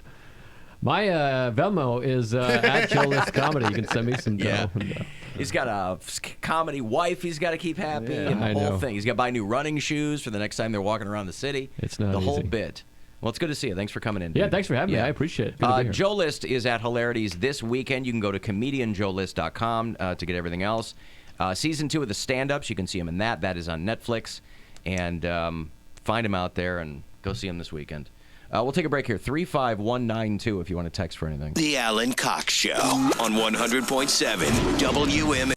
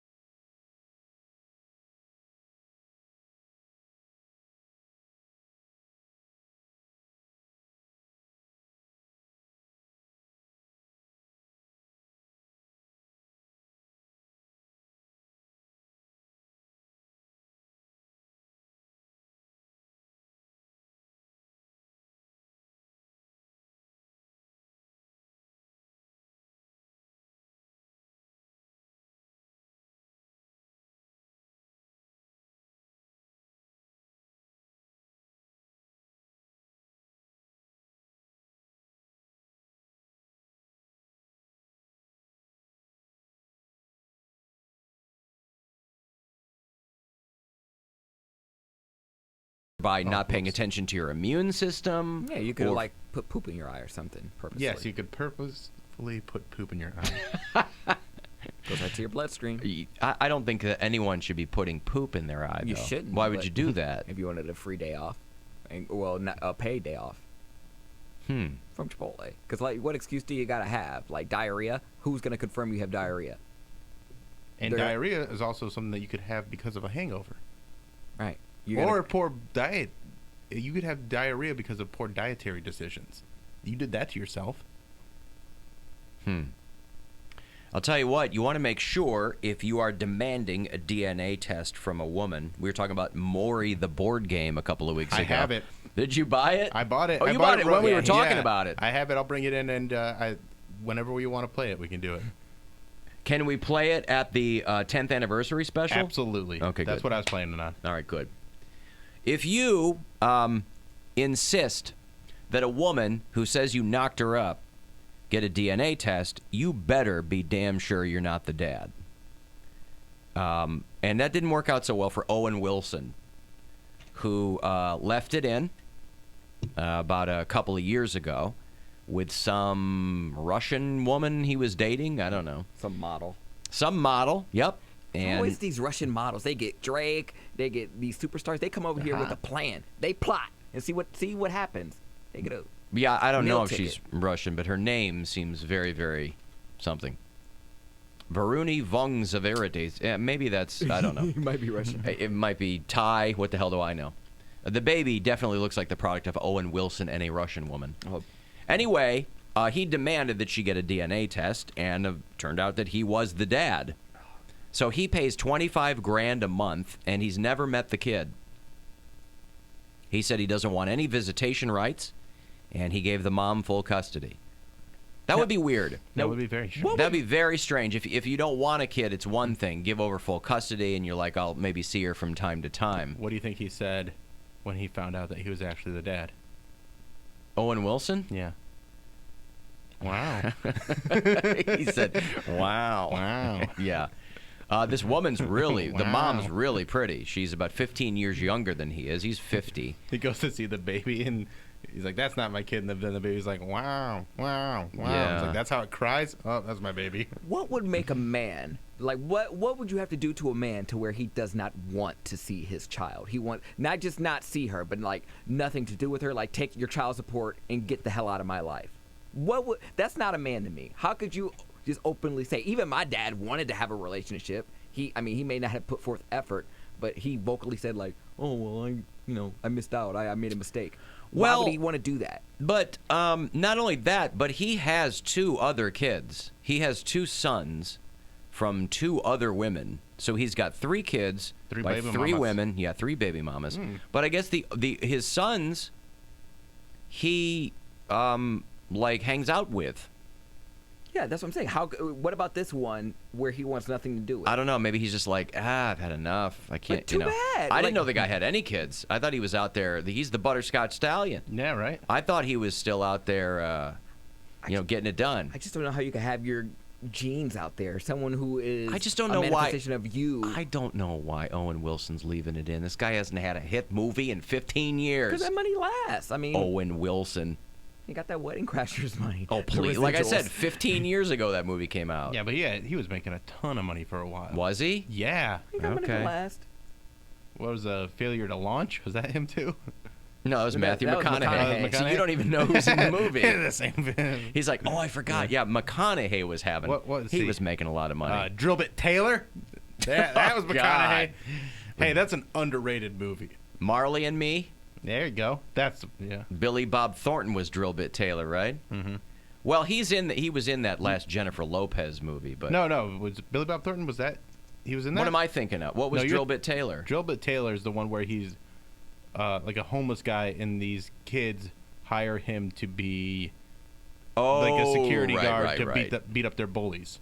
What's the Billy Bob Thornton movie where like he's the stepdad and he's a drill sergeant or something? I thought that was another Owen Wilson movie. I'm not sure about that one. Okay. Well, I mean, he's still doing things, but I mean, I guess he's making money. He's Lightning McQueen in those Cars movies. Yeah. That probably pays pretty well. And that was just a recent one, like a couple years ago, right? Yes. Cars 2 or 3 or something. I mean, he was in Zoolander, 2. He's Hansel. I just don't know. That bothers me. Like, you're a coward. Like, he's a coward. Why would he not? Like, even if you don't want anything to do with You'll the be moms, a dad, right? Yeah, I'm just saying, like, You black made men that have to kid. deal with it all the time. They don't like their baby moms, but be there for your kid. Kid ain't do Drill nothing. Bit Taylor. That was an Apatow movie. Yeah, it's a funny movie. I've never seen it. It's got the kid that plays. He's on the Goldbergs. He's a lot younger. He plays Barry on the Goldbergs. Oh, yeah, okay. So he's younger and like real chubby in it, and he's very, very funny on it though. Okay. And there's like these outtakes, and it's one of the funniest outtakes that I've ever seen, where they're saying, "Okay, do this," and like they're running through all these different things, and they go, "Okay, now it's staring contest," and he thinks they say steering contest. So everybody else is just staring at somebody, and they're not making any like just making real strong eye contact, and he just starts acting like he's driving a car, and he's like, "Well, what the hell? I didn't know what a steering contest was." Yeah. It's incredible. People are telling me the movie I'm thinking of is called Mr. Woodcock. Ah, yeah. Billy Bob Thornton and Sean William Scott, where I think he's dating his mom or something. The gym teacher's dating his mom. Isn't that John Heater in that one too? I don't know. Yeah. But I think Susan Sarandon was the mom. Mr. Woodcock. There you go. Amy Poehler's in it. Yeah. Anywho. Yeah, so if you demand a DNA test, make sure that the kid is not yours. $25,000 Or a month. be willing to step up and be the dad if the kid is yours. Well, he is paying her. It's not like Right, he he's is saying, I'm paying not her. giving you one thin gilder. He's paying her, and he's like, but I don't have any interest in meeting the kid. That would be weird. That is a weird me. thing to say. Be like, oh, this is Because they're probably this is all- DNA that I created. And I'm like, nah. I mean, L.A. is a very spread out city. You could all live there and never run into each other, but That's $300,000 a year for doing nothing. there's no way to figure that out, Poundcake. There's no way to figure out what $25,000 a month times 12 is. I just did it. Idiot.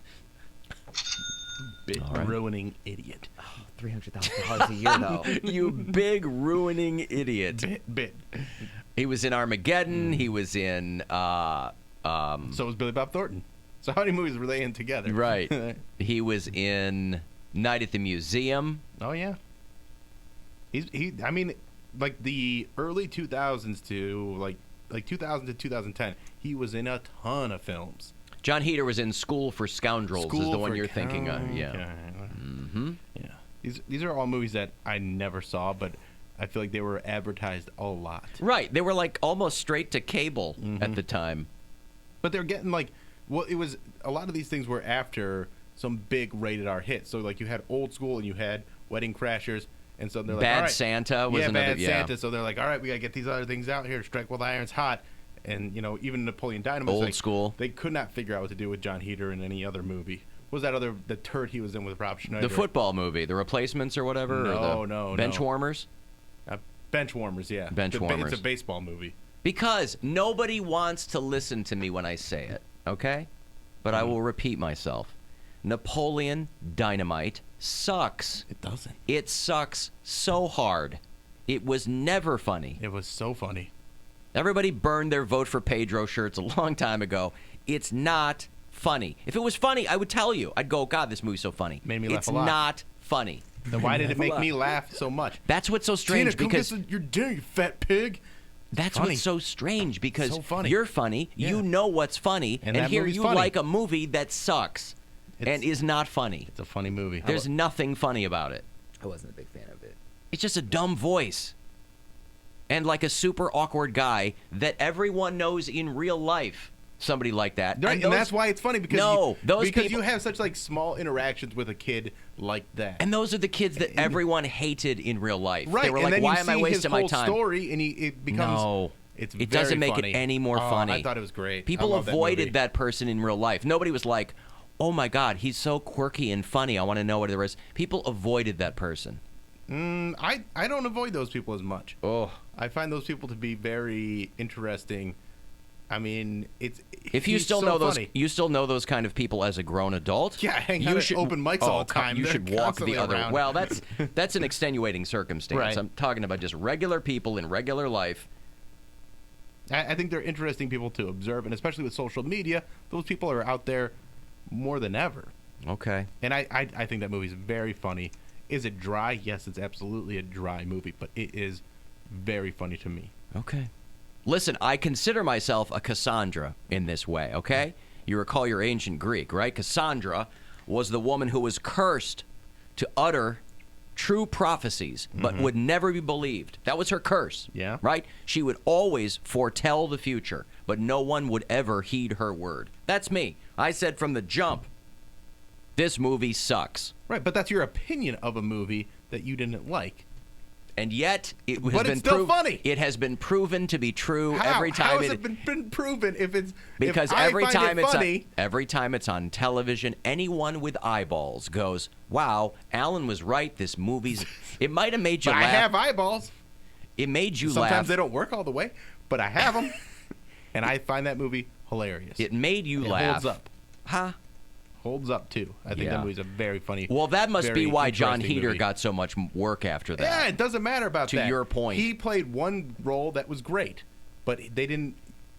You like that? There's plenty of actors like that where they get that one role that's perfect for them, and that's that. You like that movie because you were 20 years old and thought it was hilarious. I was 22 and I thought it was hilarious, and I still think it's hilarious. So you watch it today and it holds up. Yes, I would watch that tonight and laugh because it's funny, because it's very awkward at moments, and there's a lot of funny non sequiturs in it. I think it's a very, very funny movie. I think Gwen is on your team. I think she likes Yes, Napoleon Dynamite. Another very funny person. She is very funny. I consider myself funny. Yes, you are. But I've never considered myself an oracle. And yet, on this movie, it turns out that I am. I don't want to live with that burden. I don't want to be telling people, oh, you're having a Napoleon Dynamite watching party? Oh, you're going to be very I hope the snacks are good, because you're going to be very disappointed in the funny feature movie. entertainment. Very funny movie. Now, I do realize that I am seemingly in a distinct minority on that movie. Oh, really? Hey, I was even like the way he moves in that movie, like when he is not funny when he's dancing and then he goes to get the Gatorade and he just like takes these huge swigs. God damn, that's funny. Yeah, That's huge so- swigs of Gatorade. it's So funny, boy. funny. I'll have to go back and watch it it's again. very funny. Yeah. His physical comedy in it is great. He's awkward and weird. Uh-huh. And it's fantastic. Yeah. The dance scene in the moon boots, awesome. Mike in Parma says he laughed more at The Happening than at Napoleon Well, The Dynamite. Happening happened to be a really funny movie as well. Mark Wahlberg. Yeah. It's the bees. Where you're just watching people. No, not the bees, the trees. Oh, it was the trees, It was wasn't the it? trees, yeah. Oh my God, it's the I trees. still, though, if they had made that whole movie people getting run over by lawnmowers. Oh, I just love that. Like whenever someone would get that inkling and they go, well, now it's time to kill myself. And they made it so funny. Like, it should be terrifying, but it's so funny. Yes, they went it went the wrong way. Mm-hmm. Are you watching Servant on Apple Plus, by the way? No, I don't have Apple Plus. Oh, you don't? Yeah. That's the new M. Night Shyamalan. Is that any good? It's real weird and real dark and real dry. I'm about halfway through the first episode. I don't know if I'll stick with the whole thing, but I'm catching up on 30 years of Simpsons and watching The Watchmen. That's all I'm doing. Watchmen is so goddamn good. It's I so can't get good. over how good it is. And like, I'm explaining it to friends that didn't read the comic, so they're like, what does this mean? What does this mean? I'm like, well, a lot of these things I don't know, because they're going to tie it up as the show goes. But like, explaining the history of Watchmen, I get like a little nerd boner going. I'm like, Yeah. well, let me tell you about Hooded Justice. Mm-hmm. Yeah, And what they did with Hooded Justice, and it's so well acted. It's a phenomenal show. It's very good. Hey, if you are a Highland Heights resident, you already know that you have a lot of deer. You know, out where I live, constant deer. You got to be careful. You know, you can't get too high of a speed even on the side roads, because there's always deer in people's yards and things like that. But the fine men and women of Highland Heights have got a serious, serious deer issue. because they did a survey recently of Highland Heights, and they have 55 deer per square mile. They have a ton of deer out in Highland Heights. And so they need to figure out how they're going to take care of that. You know, there are always people in these local municipalities who will volunteer to help cull the herd on these. Right, yes. You know who's not one of them? Grandma. She doesn't like them culling the deer? No. She loves deer. See, I feel like that's why... She used to go down when they would do this in the metro parks, and they'd make it deer season, and they would let hunters go into the metro parks. Yeah. And cull the herd. Cull the herd. And she would get livid. Very upset. She would go down Detroit Avenue and like pull down signs and would get it. Like, she's pretty badass in that, because this is like the 60s that she's doing. But she's only harming. I mean, the deer population ends up eating itself or dying, or she's not doing them any favors. And she likes deer up until she hits one. They're everywhere. Every time we come out of work, I see at least one deer walking across Oak Tree Boulevard. And if you hit that deer and Grandma finds out, she will never talk to you again. Ain't my fault. Doesn't matter. Stay out of my way. She likes deer more than she likes people. All right. Yeah. You just listen. I use a DPMS G2 Hunter. Okay, it's carbon fiber, so it's nice and light. It's got a hoe grip, so you get a firm hold on it. It's got a really good length of pull. It shoulders real naturally, right? And you want to be quiet. You want a suppressor on this thing. And so that's why this is so nice, because the muzzle's threaded. You're trying to be quiet, right? Because when you finally do call, the deer's going to head downwind to do a scent check, right? So you better have some buck urine ready. Yeah, I always do. You talk to some of these guys who think doe estrus is like the be-all, end-all, right? You soak a rag in it. But this time of year, it doesn't make sense to a buck to be smelling that. And you don't want him smelling you, right? Because human odor spooks deer. So you're going to make sure you shower, scent-free soap before you get out there. But other than that, you're going to be all set. Sign me up. I'll get out. I'll help. Who's your buck I urine want to do guy? my part. Huh? Who's your buck urine guy? I have. I've been asked, because he creates his own. It's a lot of these places will do urine hybrids. He gets urine from each specific buck. And so I've been asked to really kind of keep that under wraps. Okay. So I'm not at liberty to divulge. I'm not saying how he gets it. I just want to know who it is. I'm not at liberty to divulge what my urine guy does or who he is. All right. He really likes to keep it under wraps. Alan's secret piss guy. I do have a secret piss guy. Yes.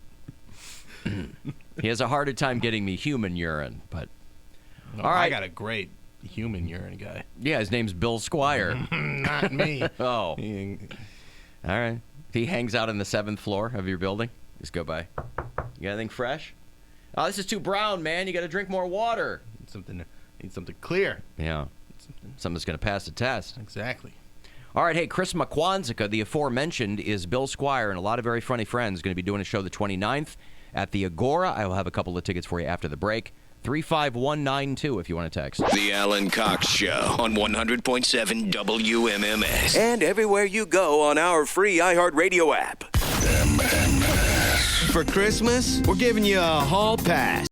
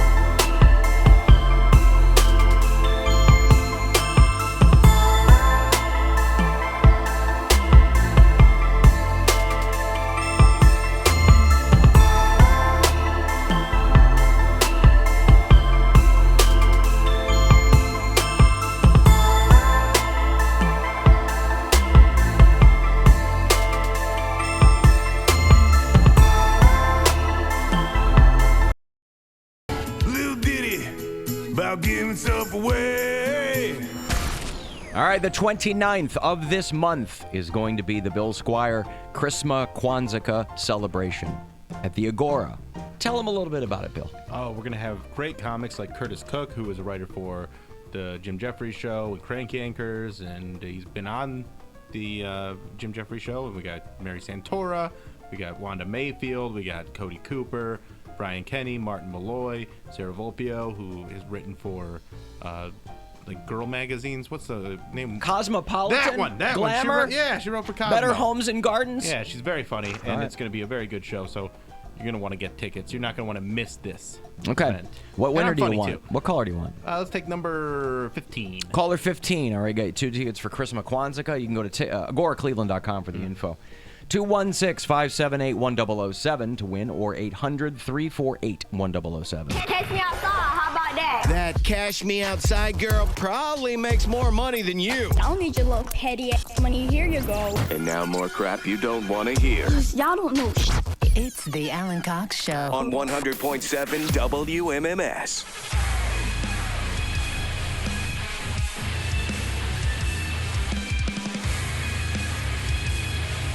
Oh, the little cash me outside girl. She's fighting with the entire black community. Uh-oh. Every single African American person, according to this article, has got beef with a Bahad Bahabi. Danielle Bragoli is her real name, the cash me outside girl. And Did she comment on Lamar Jackson too? I don't know. Is that what got him going? I don't know if she commented on Lamar Jackson, but see, this is what happens when you walk that line. This is what happens when you want to be down and you're trying to be hood and you're trying to, the ye old cultural appropriation bill is what some people call it. Ye old, yes. Ye oldie cultural appropriation. She's a multimillionaire. She's 16 years old. She obviously looks older, and I keep thinking, I forget how quickly time passes. So I'll think that some people are 16. Like Taylor Swift, I still think is like 19 years old. But she's like 32. She's pushing 30. That's right. Is she? How old is She's Taylor 29, I think. She's like 29. She's almost. Okay. By the way, just as a slight aside, no one ever told me that Taylor Swift had a rack. Since when does she have a rack? There were pictures, and I was like, wow. Where? When did that happen? Huh? They must be Photoshopped because she's a surfboard. That's why I call her. That's what I thought. I call her Skeletor. The picture we have hanging up outside in our lobby, like right outside the double doors here, Skeletor. Well, no boobs. but when you're performing or you're in a dress, I think sometimes they might just like Spanx themselves or flatten themselves out. I don't know, but the photos I saw, and there were a couple of them. Anyway. I need to see these photos. Yeah, I want to see them. I don't have them right in front of me. I'm just Where'd you see 'em? thinking about this. A story came up about Taylor Swift. I don't know. And Tatas. Not Not tatas. tatas. You know the proper terminology. Yabos. Yabos. You want to type in Taylor Swift, yabos. Like to say yabos. B-double-O-B. So, I just see things about her and cats, and she shakes her cat boobs. oh, right. That's where I saw it. She has Okay. a huge rack and cats, Bill. Does she? She has a huge furry rack and cat. No, I don't know. That trailer is terrifying. I don't know how they got anybody to do that. I think it just may be like a padded bra. I don't. Well, anyway, whatever. Yeah, My I don't point. think she's not My forever point is, rack. God bless her if that's the case, because she's really. Just saying. I say God become bless a- her either way. It'll like I had because boobs. I mean, the itty bitties need love too. Yeah, it's easy to make boobs. I had one. For Yeah, one he night. had them for. Yeah. I made Mary laugh so hard because we went and saw Mean Girls last night. Oh, all three of you went. Yeah, we were all there. Speaking Doogie of- was there. Ran into Natalie Herbick there. She was sitting right next to me. I'm very jealous. Who of that. was? Natalie Herbick. It was. Does she smells like almonds and oleander, doesn't and she? she was wearing all pink. Oh my goodness. She's into it. She was on. Doogie was on my right, and then my gays were on my left, and then on the other side of my gays, Natalie Herbick was there with a guest. Oh, so she wasn't right next to you. I mean, if I had, That if I kind sat of on that side, that kind of then- diminishes the story a Yeah, little you were bit. sitting next to Doogie, not Natalie Herbick. But and then my gays on the other side. But Right. yes. So I would have. Which one of your gays was? What do you sitting call next them? to it? Your gays. You know my they're gays. you know they're their own individual people, No, right? they're my gays. You know, Poundcake, that they're not your gays. You'd certainly think, as a black man, that you wouldn't want to refer to other people as some kind of chattel or property. They're my same, gays. Same thing. I told Doogie we were in a throuple. She's like, "Oh my God, you must be exhausted." I'm like, "Okay." That's a good Doogie impression. Nailed it. I looked over. I said, "Where did Poundcake go?" I can't see too good, Dad. Is that Bill Shakespeare over there? No, but at one point there was backup dancers, and it's like a scene where it's all girls, and one of the but they were using male backup As dancers filler. dressed as women, and there was a black guy back there dancing. I go, I wish a bitch was back there, and Mary just starts hackling over my little comment there because it kind of looked like Cody. It took a while for like the guys to notice because they're looking. They're like, "Oh my gosh, this is so much fun." By the way, the set design, fantastic. Dude, like the technology they have for musicals now is insane. It looked like a hallway. Like, I mean, pulling back the curtain. I mean, everything's done by like green screen and everything now. But like, well, it's all screen. So yeah, it was just screen. So the sets for Mean Girls, which was I think better than the movie. I've seen the movie once, and it was like, oh, that was a funny movie. I think the musical was better. I thought I laughed a ton. I thought it moved faster than the movie. I'm glad you actually liked it because I thought loved you were it. just going to look at the chicks. And that's nice too because there are a lot of chicks in it. But that set is incredible. What they did because it's a bunch of screens, and then it will change. It looks 3D to whatever they did. Yeah, because of how they have it set up. It'd be It's insane. A hallway, a school, a room, Locker room, lunchroom, whatever they need. Yeah, it's pretty cool. Wow. And then the songs. So were 2 good. thumbs up. Yeah. And the songs were funny, and they weren't trying to. This was media night, yeah. Yeah, they weren't trying to do like a cookie cutter version of Mean Girls. They updated it enough so that it makes sense to like social media in this day and age because that movie's 15 years old. Yeah, and then obviously there's a twist. They changed the storyline just a tad bit, but it was good enough. Does it turn out that the girls aren't so mean after all? No, no. Godzilla. No, they're mean. You get Godzilla at the end, and Godzilla that's when shows I was like, up. oh yeah, now it's happening. They're mean. I didn't know I didn't even know they changed it. I thought it was about the same. Nope. I'm not going to say what changed because I don't remember the movie that well. And like that's the thing. Like during the intermission, Mary's like, oh, I'm waiting for him to say this line. They didn't say this line, and I was like, oh, she really knows that she movie. knows the movie inside and out. Oh, And I'm like, okay. oh, I didn't even know. It didn't even remind me of the original movie. There was a roar when the guy was like, "She doesn't even go here," because that's that's like the iconic line. And then I was like, I didn't like. Yeah, that's an iconic line. Mary was waiting for that line, and I didn't remember that it was. Everybody a line. howled. Yeah, she doesn't even go here. Wow. The gay was very fantastic. Yeah, they had the one gay guy on the show. All right. I followed all the guys on Instagram, so. I'm a Lizzie Kaplan fan, so I liked her in Mean Girls. Who's Lizzie Kaplan? She plays she's Janice Ian. Yeah. Janice. Okay. Yeah. So the girl that played her actually looks a lot like Lizzie Kaplan. She looked like of everyone that was playing their role, like she looked the most like the actor in the movie. I would say. I didn't realize because my roommates pointed it out. They were like, "Why do they have the mics on their foreheads?" I'm like, "You never noticed that before?" And he was like, "No, I've never seen that before." I'm like, "How do you go to musicals all the time and you don't realize they had like the mics?" I don't know if they. Well, I feel like this is the first time I've seen. Maybe them on they the go to a lot of forehead. junior high musicals. Book of Mormon. They had them on the forehead. Yeah. Well, I was up in the.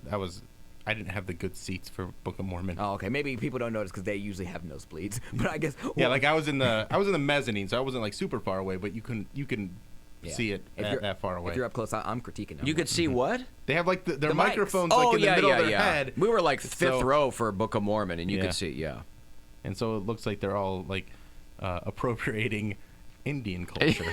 Right. Alan hating Napoleon Dynamite is a very okay boomer opinion. I'm not a boomer. That movie is squarely in my wheelhouse. There's actually a new definition for a boomer. Huh?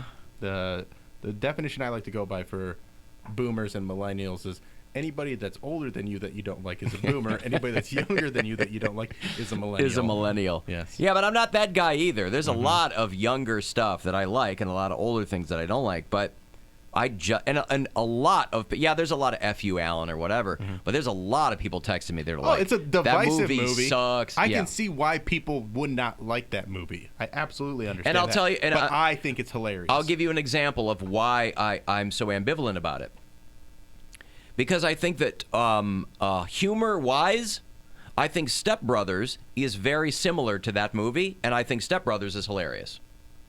Well, that's wild because Step Brothers is hilarious, and I think they're very different movies. Do you? Yeah. See, I think Step Brothers is that same yelling, dumb, no-point comedy, like a lot of Will Ferrell stuff, where they just said, here's a framework of a movie. You guys are funny. You'll figure it out. That was the problem with Anchorman 2, is they didn't write anything. They were just like, hey, just go have fun, you guys will riff, and it'll be funny. And you go, not always. Not always. Yeah.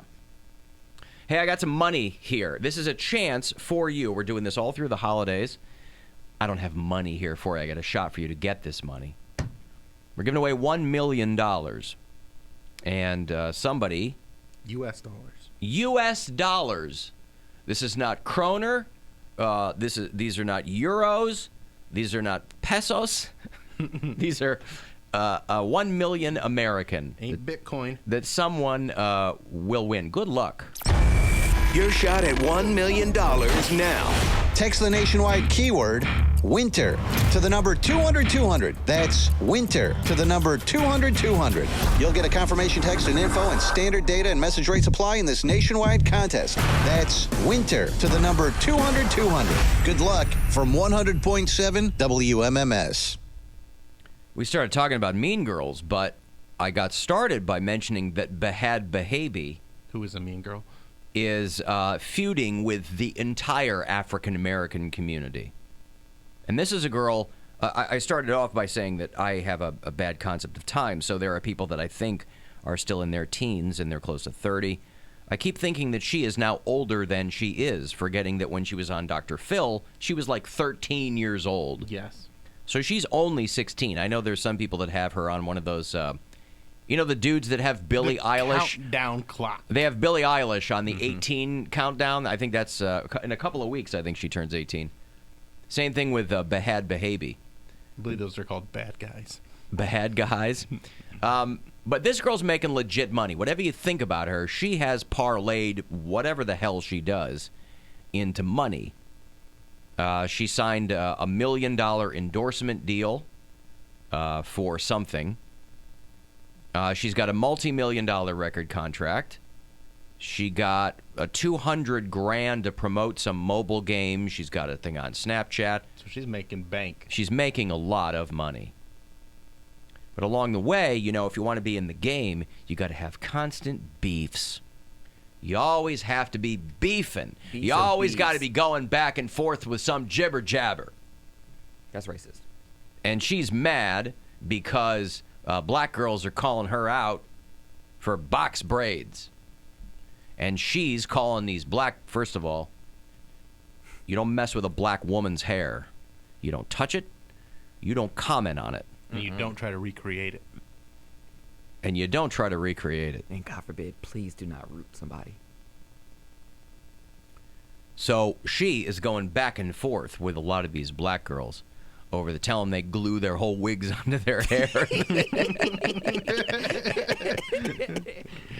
Oh, your hair, y'all hair ain't meant to be straight. Y'all glue wigs on your heads.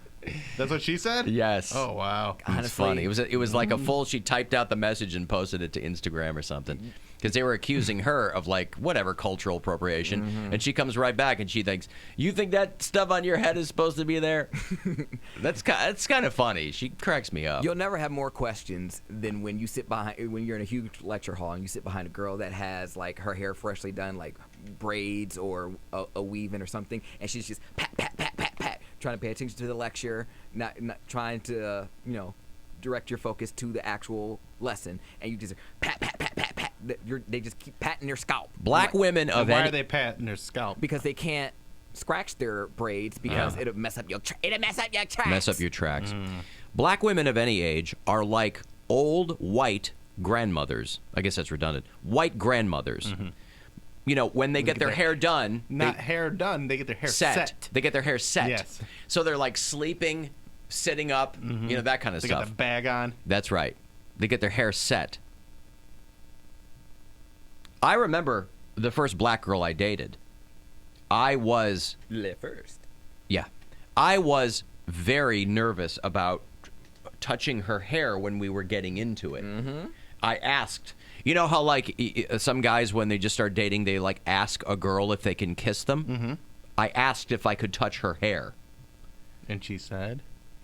She's like, hell yeah, you can touch my hair. I go, I'm just making sure. It's over there in the closet.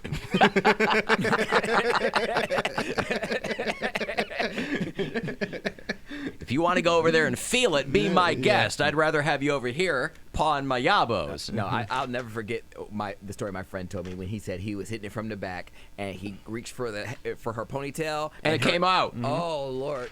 That was one of my favorite scenes in Fresh Prince of Bel-Air, where they get trapped in the basement or they're trapped in like a closet because of an earthquake. With R. Kelly? It's him and his girlfriend, and they're like, well, at least we have each other, and they like start to kiss, and then he like runs his hand through her hair, and then the hair comes off, and he goes, oh, and throws it across the room. Yeah. And then, yeah, it's a very funny moment. Yeah. So, Behead Behaby is making her share of enemies. Hey, man, but she lives her truth. I mean, if that's authentically her, I appreciate her standing up for herself. But do you think she's appropriating black culture? Black people, I mean... I see that when people talk about, like, if somebody's wearing a dashiki. But the hair, I know. And like, modern, like, this is how everybody... Everybody wipes their ass with anybody's culture. Like, if I go to Tokyo, best believe I'm going to wear, what do they call it? A kimono? Yes! I'm going to walk the streets and I'll have a kimono bag. Like, You know women wear those, right? I don't care. He wants to. I don't care. He's going to put the gay in geisha. Hey, am I appropriating like California bottom culture by trying to get down to their size? What the hell is California bottom culture? I feel like This is absolutely ridiculous. everyone appropriates some type of culture. Like braids. I want to say black people didn't invent braids, but maybe they did. But it was a long, long time ago. And wow, California bottom culture is being so skinny you can't stay awake.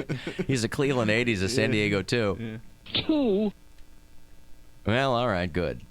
Man, but I mean that ship has sailed. If she is appropriating black culture, are you surprised? She got the long nails. She talking like this and like that. Yeah. Like, is anyone surprised? Like this and like that. I'm just saying. Is anyone surprised by her doing that? No, that's how she got. She's the cash me outside girl. Right. Yeah. These hoes. Shame on these hoes. I'm in the Maybach. Heard you got repoed. Okay. Right. Except the problem is that you make your money appealing to other white kids with all that nonsense. It's not like black. It's like black girls are like, oh my God, Behead Behaby is my favorite rapper. No, I think there's kids. I think she appeals to young people. Like I don't think she's got a lot of. I mean, there's like black or white. I think kids like her because they see how much money she's making. Right. What I'm saying is she is doesn't take any crap from people, and so she's appealing across culture. Well, but she's bringing everybody together is what I'm trying to say, Alan.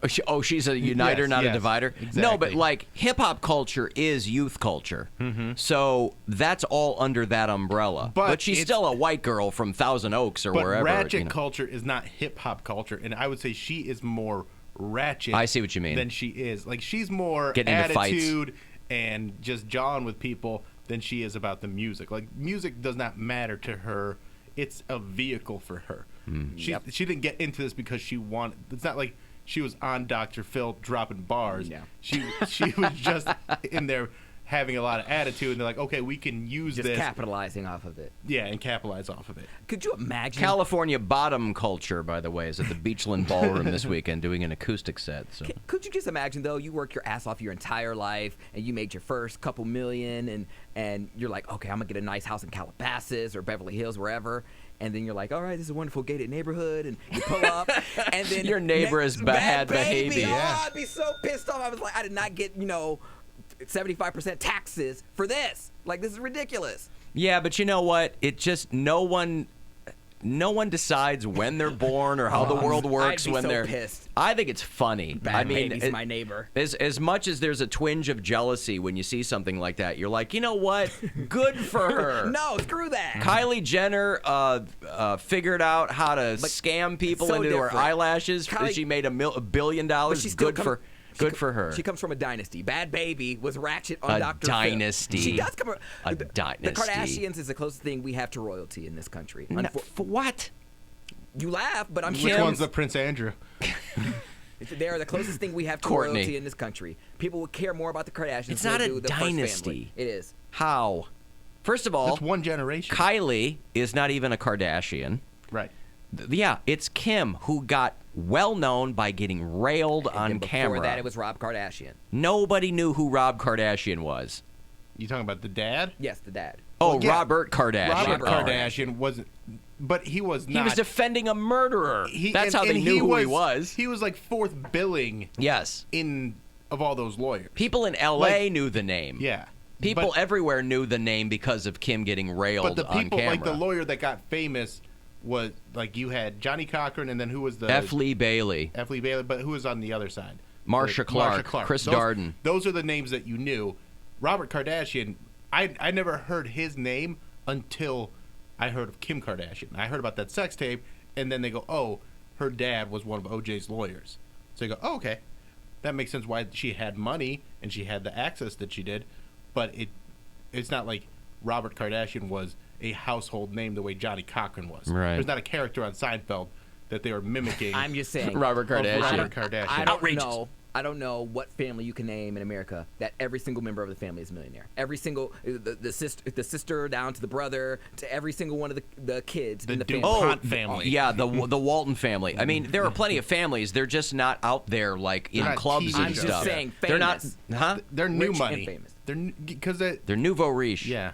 I mean, how long do you have to be new money for? I mean, Generations is old money. Is yeah. old money. Right. Okay. No, not like decades, but like they have to. We're talking wealth, not being rich. Yeah. Wealth. I understand. Yeah.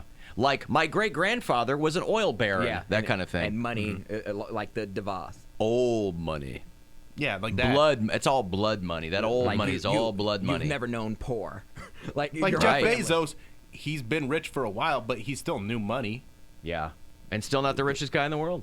Right, because his wife's. No, half it. Putin is the richest guy in the world. Oh, is he? Yeah. Oh. $200 billion. Well, look at that. Of ill-gotten gains, I might add. All right, listen. And not the kind of gotten gains that Joe List is working on. And either, not that you're trying to work on with your muscle milk in the fridge. Yeah, well, Whatever it whatever. is. Yeah. Just protein. It's not muscle, man. That stuff's snake oil. No, I'm just drinking protein. Okay, I'm going to have Cedar Point tickets for you. Looking ahead to 2020 already. Those gold passes are only $99 if you go to cedarpoint.com until January 5th. If you want to jump on that or get it for somebody else. But a couple of tickets after the break. 35192 if you want to text. The Alan Cox Show on 100.7 WMMS. And everywhere you go on our free iHeartRadio.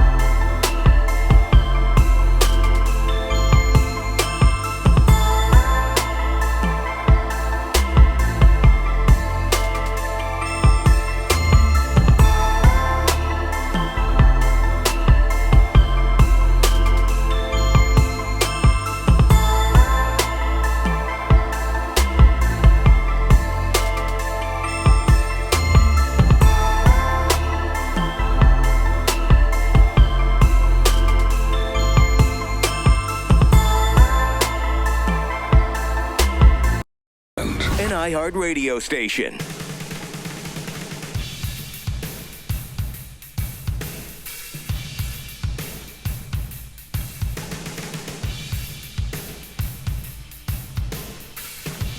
$35192 if you want to send me a text. You can watch the show if you like. Go to AlanCoxShow.com and use the keyword 10. Get the details. I hope you can join us Monday, December the 16th. It'll be 1 week from this coming Monday. It is the final live show of 2019. It is also the 10th anniversary of my show here in Cleveland. So the Alan Cox Show 10th anniversary special is going to go down live from Slim and Chubby's in Strongsville, courtesy of Bud Light. That afternoon, we start at 2 o'clock. We'll have guests. We'll have friends. We'll have gifts for you. And we'll have a lot of fun. Be a great way to end the show this year before we take the holiday break. So if you're out that way, or you can get out that way, start planning that day now. Figure out how you're going to get off work and come and do an afternooner with us. All right? So it'll start at 2 o'clock, Monday the 16th, the 10th anniversary special of this program. More Sonic Temple passes for you, too, in about half an hour. Weekend passes for Sonic Temple. They announced early, about a month ago, that Metallica was going to be doing 2 headlining nights. There are 2 different shows. They put Slipknot in the middle of that 3-day weekend. And then they have about 50 other bands that will make it move. So I'll have those for you shortly. If you listen to the show from out of Ohio on iHeartRadio, let me know where you do that. And we'll put you on our map of bureau chiefs, which you can see in glorious living color over Bill Squire's shoulder if you watch the show.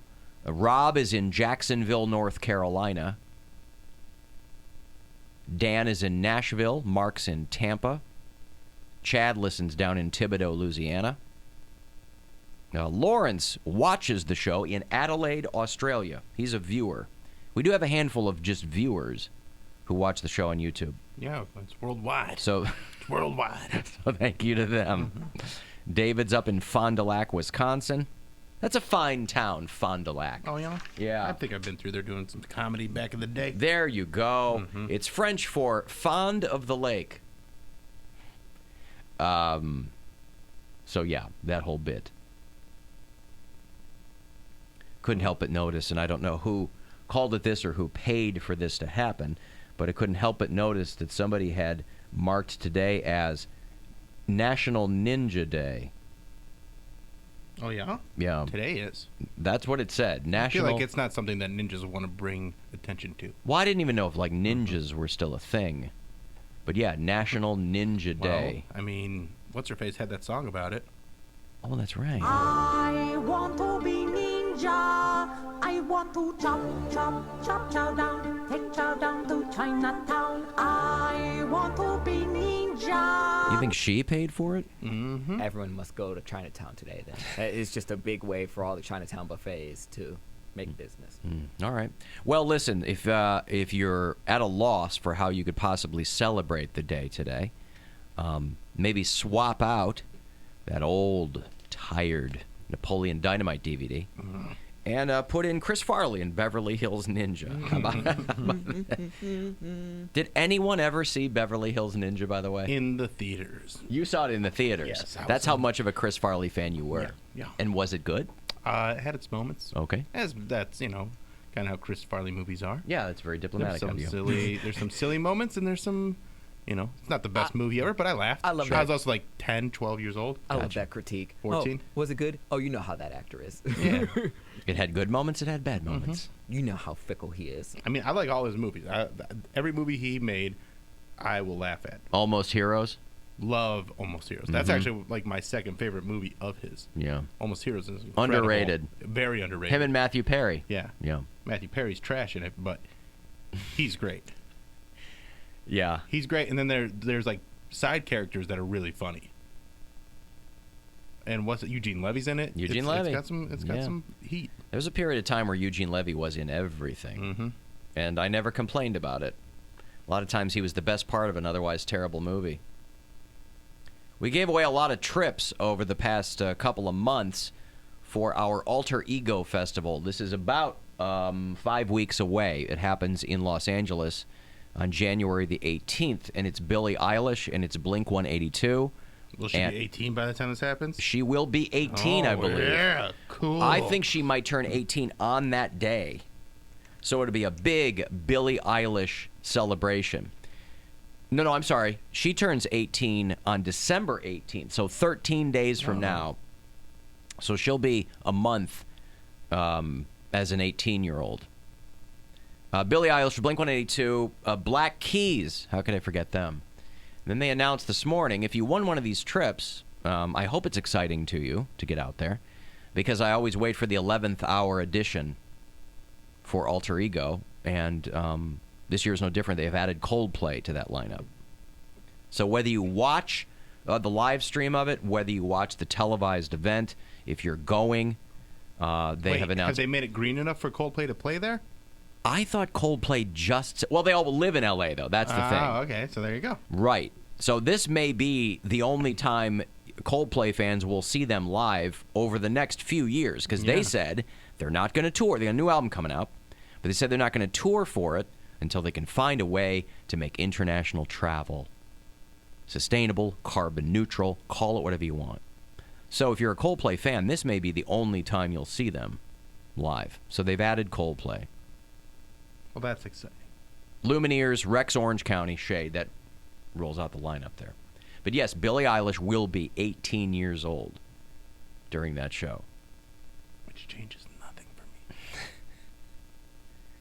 Yeah, I don't understand. I don't.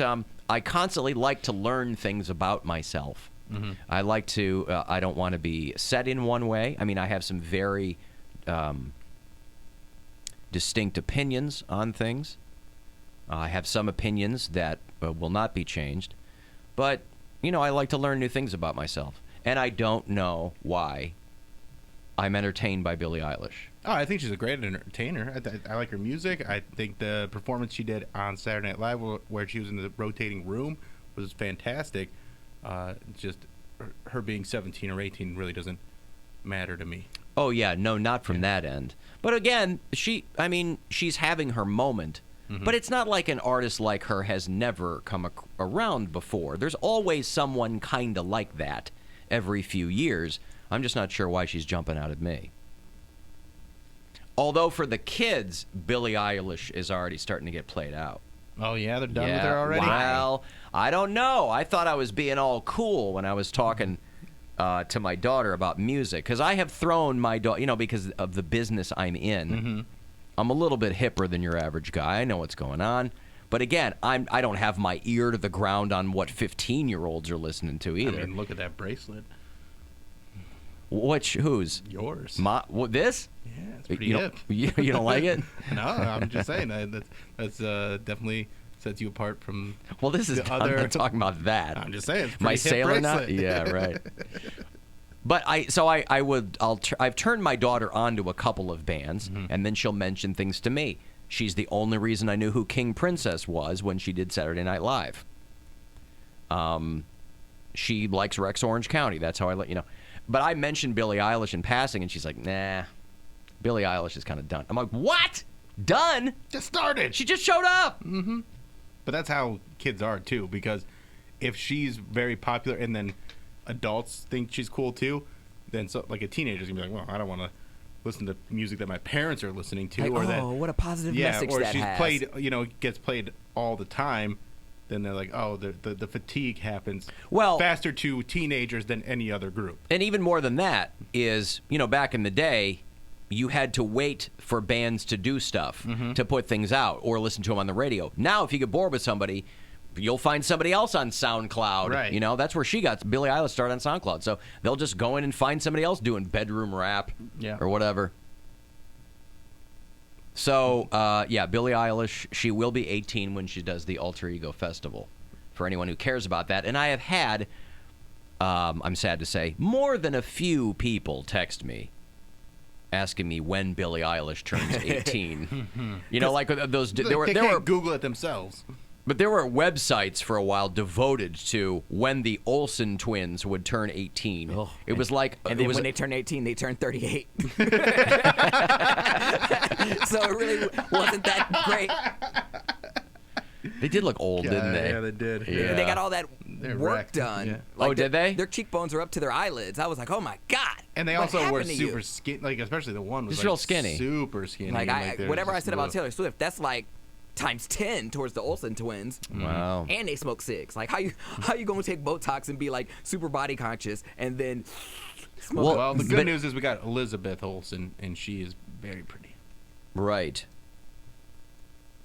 But even creepier is one of them is married to that old French dude. She's married to, like, the brother of the former Prime Minister of France, right? Oh, I don't know. I don't know anything about them.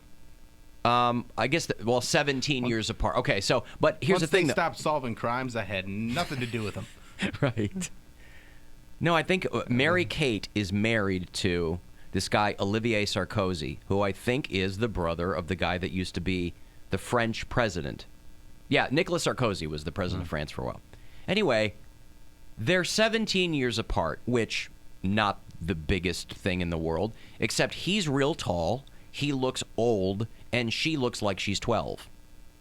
So it's just, he's 6'3", she's not. It's just really weird. Like she's a stepmom to his teenagers. You know, it'd be strange. You're They're 30. Like 30 now, yeah. I mean, yeah. The Olsen twins do not look hot. Like, why couldn't they age like Allie and AJ? Allie and AJ, another Disney Channel. Who are they? Oh. Set of sisters, blonde hair, blue eyes, like super pretty. They sing, they do the whole nine, but they don't look like. But they weren't famous like the Olsen twins. No, they were not famous like the Olsen twins. And the twins. Olsen twins, They're I mean, not that, twins. That messes you up, too, being as famous as they were, and then having the money that they had, and then being like the influence that they had. It's too famous. It makes you a weirdo. You're too famous. Oh, were those girls on the Disney Channel, the Mashalka girls? Yeah, Allison and AJ Mashaka. Because AJ is on the Goldbergs. Okay. Yeah, that's what I know her from. Oh, is she, what's his face's girlfriend? She was Barry's girlfriend. Yeah. Yeah, I just know. I don't think she's on there anymore. She had that spin-off that I think already flopped, but... I just know they have that potential breakup song like da da da da da da. It took too long. It took too long. Is for it you to called call Potential that. Breakup? It's called Potential Breakup Song. Oh, it is. Potential Breakup Song. Potential breakup song. Wow. And Disney Channel promotes these girls, and then they flop, and then. All right. Well, listen. At least somebody's promoting you. Yeah, they marry prime ministers. There was a Russian. See, I never watched Full House as a kid, so I didn't know anything about. I didn't care about the Olsen twins. There's a Russian singer named Anna Pletnyova who has agreed. She has signed an agreement with a sex doll company that they will use artificial intelligence, or the company's creating like AI sex dolls or whatever. Now She has signed an agreement with this company to use her image as the prototype. This is a South Korean sex doll company. And what's the lady's name? Her name is Anna Pletnyova. And she's pretty, but she looks like your garden variety Russian model, you know. But she has signed a deal with this company that they will use her face and likeness on all of their AI sex dolls. Let me see if I would invest. They will be equipped with voice recognition, and she will take part in all of their promo she's very videos. pretty, Yeah. The company is called Silicone Lovers. You think you'd come up with a better name for your... Like, listen, you love silicone, and that's what you're getting. You don't love humans, you love silicone. You are into robots. You're not trying, like, they didn't even try to make it have a human aspect. You are in love with a synthetic being. But also, these synthetic being lovers is better than silicone lovers. But these companies love to tout the fact that, our dolls are so realistic, people mistake them for real people. I'm like, well, yeah, compared to the old blow-up dolls that looked like Constantly Surprised. You'd inflate their whole body and then just carry them around like a raft. I'm really surprised. And like real human women are walking around with giant fake plastic boobs anyway, so of course the sex dolls are going to look like them. I'm really surprised that this you said she's a model or she's a singer? She's a singer in Russia. I'm really surprised that a singer like who has any type of fame would allow this, because this is opening the door for stalkers. Maybe she doesn't have any kind of fame. Well, she's going to get it Maybe now. she was in the right place at the right time. They should get like regular everyday citizens. Yeah, but if she's got stalkers, she goes, all right, go to this website and buy me. Yeah, right. Yeah, but no, they don't. They want You to can like bang me all night long. I felt your doll. Now I want to feel the real thing. Sure. Give me those guts. And then they chase her around town. And you know, Russians Chase her don't around care. town. How do you? Did you say Russians don't care? No. you know Russians don't care. Russian hair don't care. You think Putin's gonna stop that? Nope. He was like, oh, we have great whores in Russia, and you can buy them. Hello. Uh-oh. Hello, Bill. Oh, hey, who's this? This is your friend Timothy Moscow. Oh, hey. Are you doing okay? Sound a little under the weather. What do you mean, Bill? Sounds like you got a little frog in your throat. I just woke up. Oh, okay. Just take a long nap. Just a little. Can you say, I will crush you? I will crush you. I see what you're doing. Or I will Bill. break you, whatever it was. I will break you. I see what he's doing, Bill. I don't like it. But you're my friend, okay? I know you get. I know you're being funny, Bill. Yeah. What's going on? I heard you talk about the Russian sex dolls. Yeah, The singer. well, Oh my goodness. You know her. I do know her. We went to college, Oh, yeah. university together. Yes. What university? Kuiva-Zhopu University. What was that? Kuiva-Zhopu University. What'd you study while you were there? Balkachaya. I got my master's degree in Balkachaya at Kuiva-Zhopu University. That's pretty impressive. Not really. I couldn't get a job. Yeah, but then you had basketball. Pretty good basketball career, so. I want to announce, though, Bill, that the ladies who feel left out, Moscow sex doll is coming. Oh, really? Oh, my goodness, Bill. I mean, people have wanted this for a long time. Have they? I think so. Oh, all right. I hope. I hope. I mean... Sex dolls are great for guys, but women feel left out. Yeah. That's right. I mean, why wouldn't you want a 7'4" Lithuanian or That's right. Russian A sex doll? Well, Florida, Bill. I was born in St. Petersburg.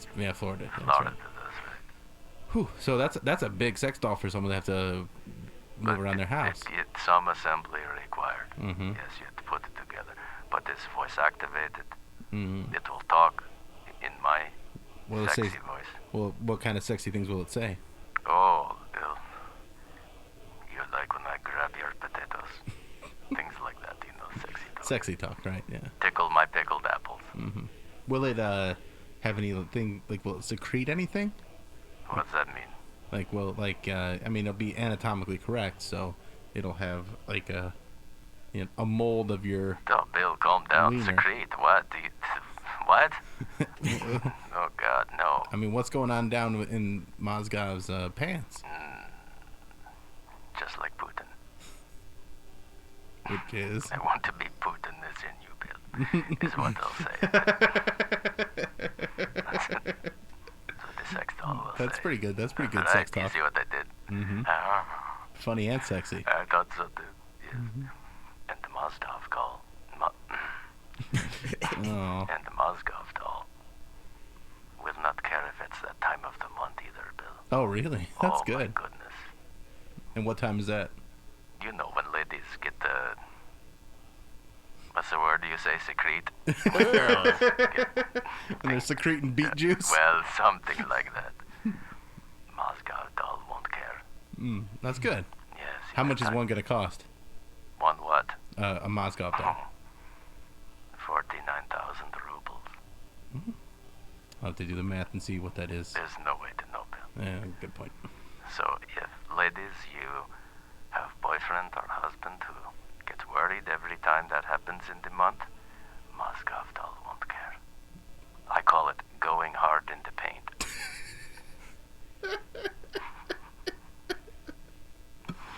Oh. So anyway, Bill, it's not just Russian singers making dolls and money. I think that's good to get in on the market. Moscow doing it too. I can't wait. Are you going to send me a free one? I will send. Well, I'll send you part of a free one. Okay. What I'll part? send you the head. That's terrifying.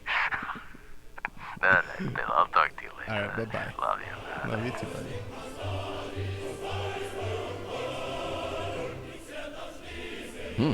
All right. That's exciting. He's going to make a lot of money off of that, I Boy, think. isn't it? Yeah. Right? So exciting. Yeah. I've got Sonic Temple 3-day weekend passes for you coming back. Metallica and Slipknot and Deftones and oh boy. Down in Columbus in May. I'll put you down there. If you need anything else, shoot me a text, 35192. It's the Alan Cox Show on 100.7 WMMS. And everywhere you go on our free iHeartRadio.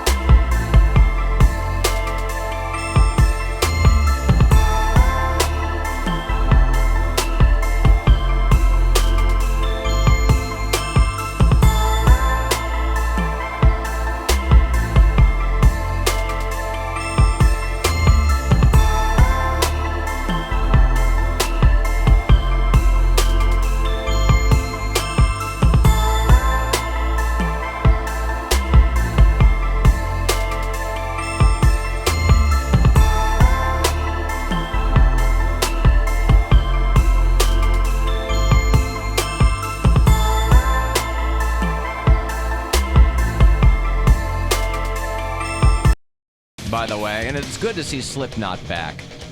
Corey Taylor and the gang. Nature abhors a vacuum. You know, Slayer is finished touring, and there's all these other bands ready to swoop in and take their place, you know, in some capacity. Slipknot, however, some data mining program was going through playlists of streaming services, and they were pinging keywords like happy and angry and chill. You know, that's how they use all your data to find out what you might want to listen to. And they determined at the end that, among other things, Slipknot is the most popular band for people when they're angry. It should come as a surprise to no one, but Slipknot's been around a long time now. So that means that they have multi-generational appeal. Listen, you're never going to run out of angry, angsty people. And Slipknot is there for you, according to whatever this data mining company is. So if you're going to be out there, I mean, Slipknot's to the point now where there's probably OG Slipknot fans taking their kids to those shows. Jim Florentine, his son loves Slipknot. There you go. Takes him to those shows. There you go. I've never been a huge Slipknot fan, but I very much appreciate what they do. Does that make any sense? Yeah. Like, I like that's like with me and Metallica. I've never been a huge Metallica fan, but I know what they mean to people. Yeah. And so I appreciate everything that they've gone through and done and all that. I think I respect it. Yeah. So Slipknot are the most popular band for people who are angry. Now, the most popular song for people who are angry is Down with the Sickness by Disturbed. It's not. Pound with the Sickness? It's not. Click, click.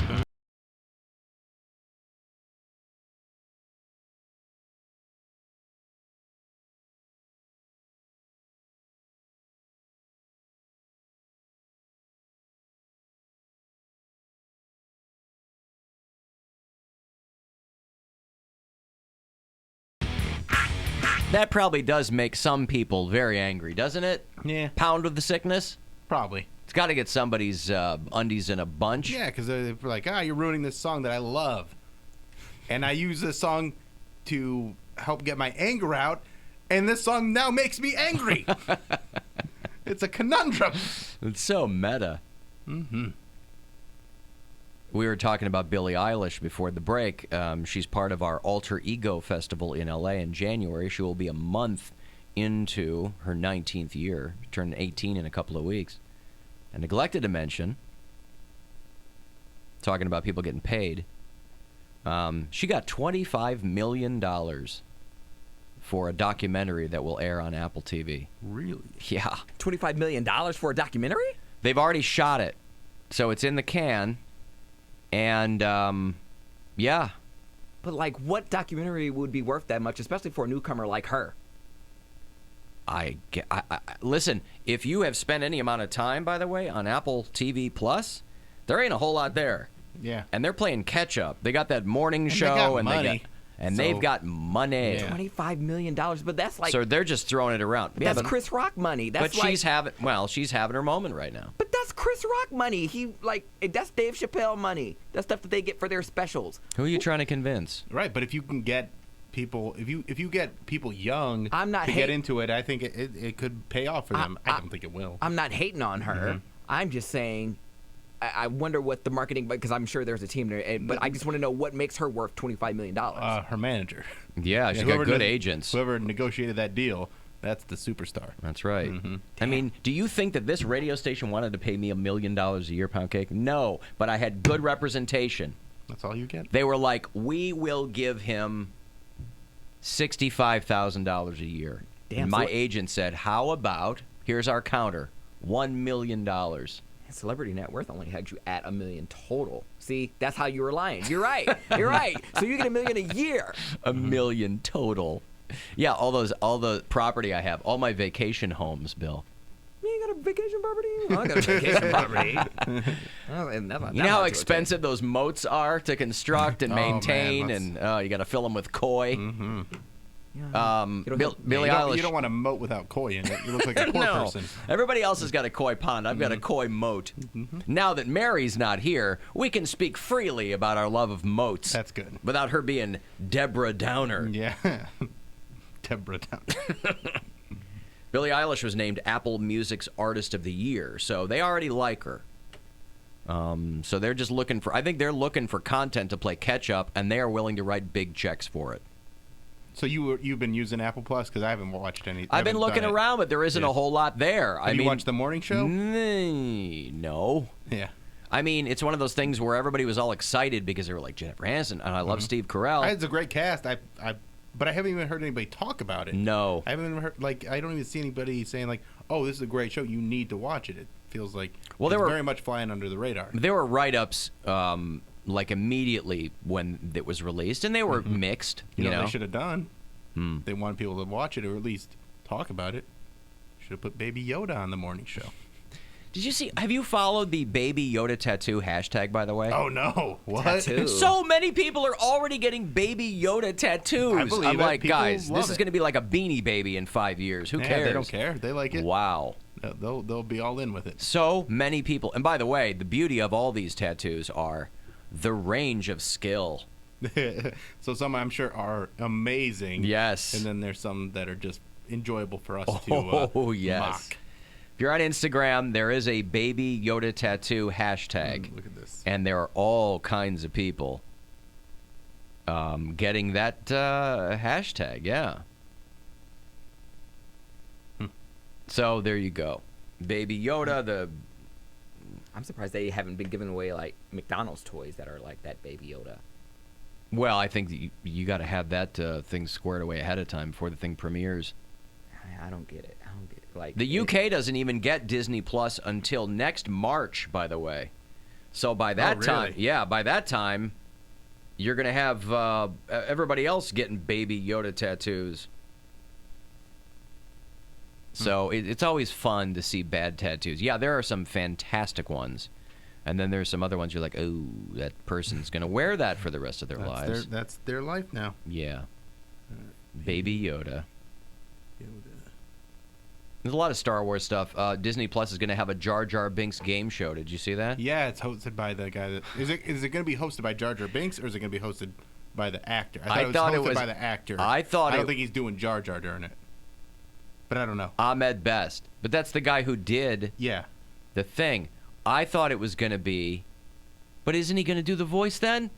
He's going to be dipping into the stupid voice, right? Yeah, I don't think people want... I think this is their way of Misa wants to buy a vowel. Misa wants to solve the puzzle. Yeah, Jedi Temple Challenge is going to be a game show, Star Wars based over on Disney Plus, hosted by the guy who voiced. Misa wants a no whammy.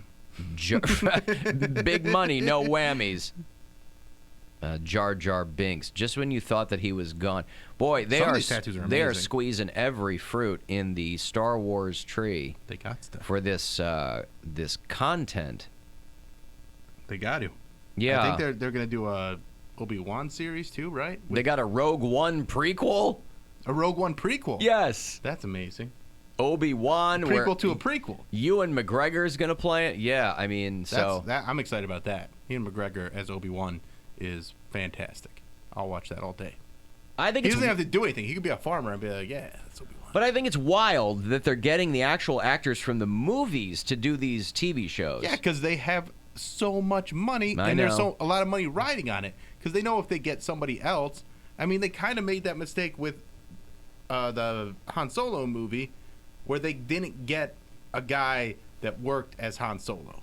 Right. Like, he was okay in the movie, but he was not. Didn't look anything like Harrison Ford. And he didn't have any. And he didn't make the role his own or anything like that. He was just wallpaper. And you need somebody that is a movie star to be in a role like that. Right. And he was just kind of meh. Yeah, everybody was kind of dragging Billy. Well, some people were. Billy D. Williams, somebody referred to him as gender fluid, and he kind of went along with it, and then later on had to be like, I don't really know what that is. He said, I was saying that guys need to be in touch with their feminine side. But because he's an 82-year-old man in 2019, the headlines were, Billy D. Williams comes out as gender fluid. Saw that. Which is fine. There's nothing wrong with that, even Right. if he said that. But that you saw a lot of like okay boomer comments, and I'm like, look, if you believe in it, gender fluidity isn't just something confined to the 12 to 24 demographic. That's not something you own if you're young. It's not something you make, to make you stand out on dating apps. That makes you the fake service animal of the dating world, if that's you. So he was like, well, that's not really what I meant, and blah, blah, blah. But I'm like, for all the you don't own that, if you're of a certain demographic. If an 82-year-old guy were to come out and go, I'm gender fluid, if you're down with that, you got to go, yes, better late than never, Billy D. Williams. I wasn't alive when you were doing Colt 45 ads. But man, one smooth guy. Very smooth. Smooth. Smooth, like his gender. So smooth. Yeah. Fluid. Like, I'm as fluid as a Colt 45. Yeah. I love the old SNL parody commercial they did with Tim Meadows for Cold Cock. You remember that? No. Where the fist would come off the can. He's like, cold cock. And it punches him in the face. Yeah, that's a beer. It was Tim Meadows and Ellen Cleghorn. I like the old Star Wars auditions that they did with different actors. And Burt Reynolds is... I'm Darth Vader. It was Darth, Norm as Burt Reynolds. I'm Darth Vader. That's who I am. That's who I'm doing. Yeah, the Force. Occasionally, my friends and I like to discuss just what is the best malt liquor. I say Bull. I say Cobra. And I say it's all just talk, unless it's the one they call cold cock. Cold cock. There's only one malt liquor that'll get your head humming. Cold cock's the one you'll never see coming.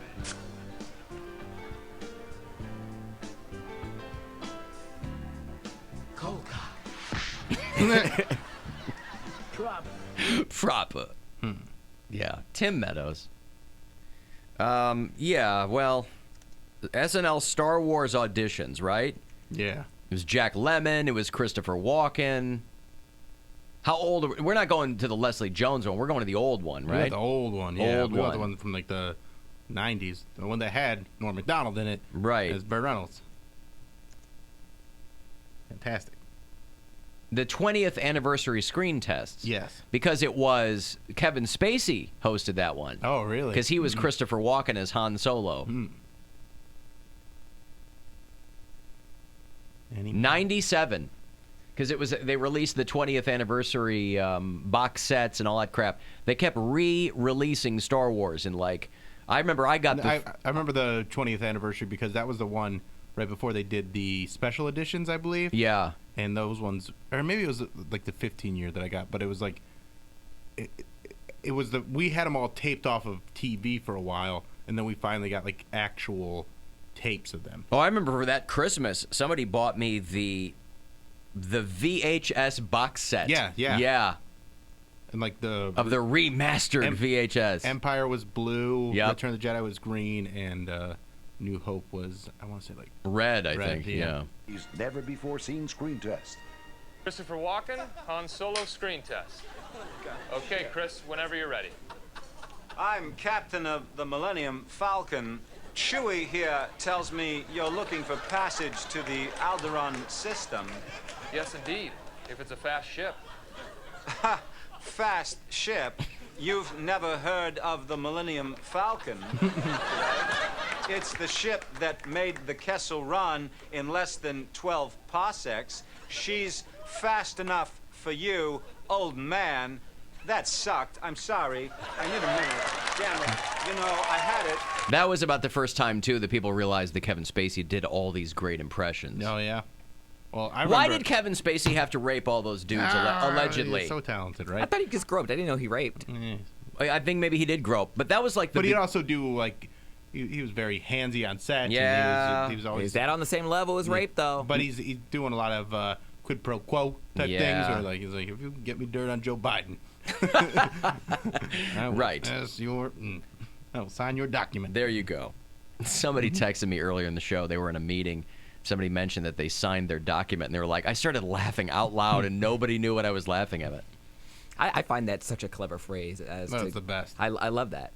Rather than S a D, sign a document. I love that. Just get over here and sign this document.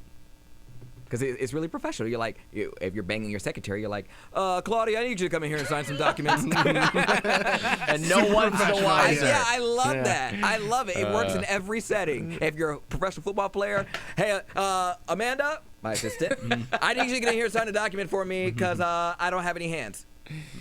I like in Poundcake's world, everyone at the corporate level is porking their assistant. Just everyone that's porking their assistant has a great way of saying, I need something done. It's a side of He doesn't say, Claudia is 65 years old. No. Claudia, get in here, will ya? It's a rite of passage. After you reach, like, I don't know, a certain level of, say, $500,000 a year. I think you deserve to bang an assistant. A rite of passage for whom? People who make $500,000 a year or more. Rite of passage. I think you deserve to bang your assistant. It comes with the territory. Claudia, get in here. I just made my first $1 million. I know we've never even spoken more than 5 sentences to each other, but I'm going to have sex with you. I need you to sign this document, then I need you to sign this NDA. There you go.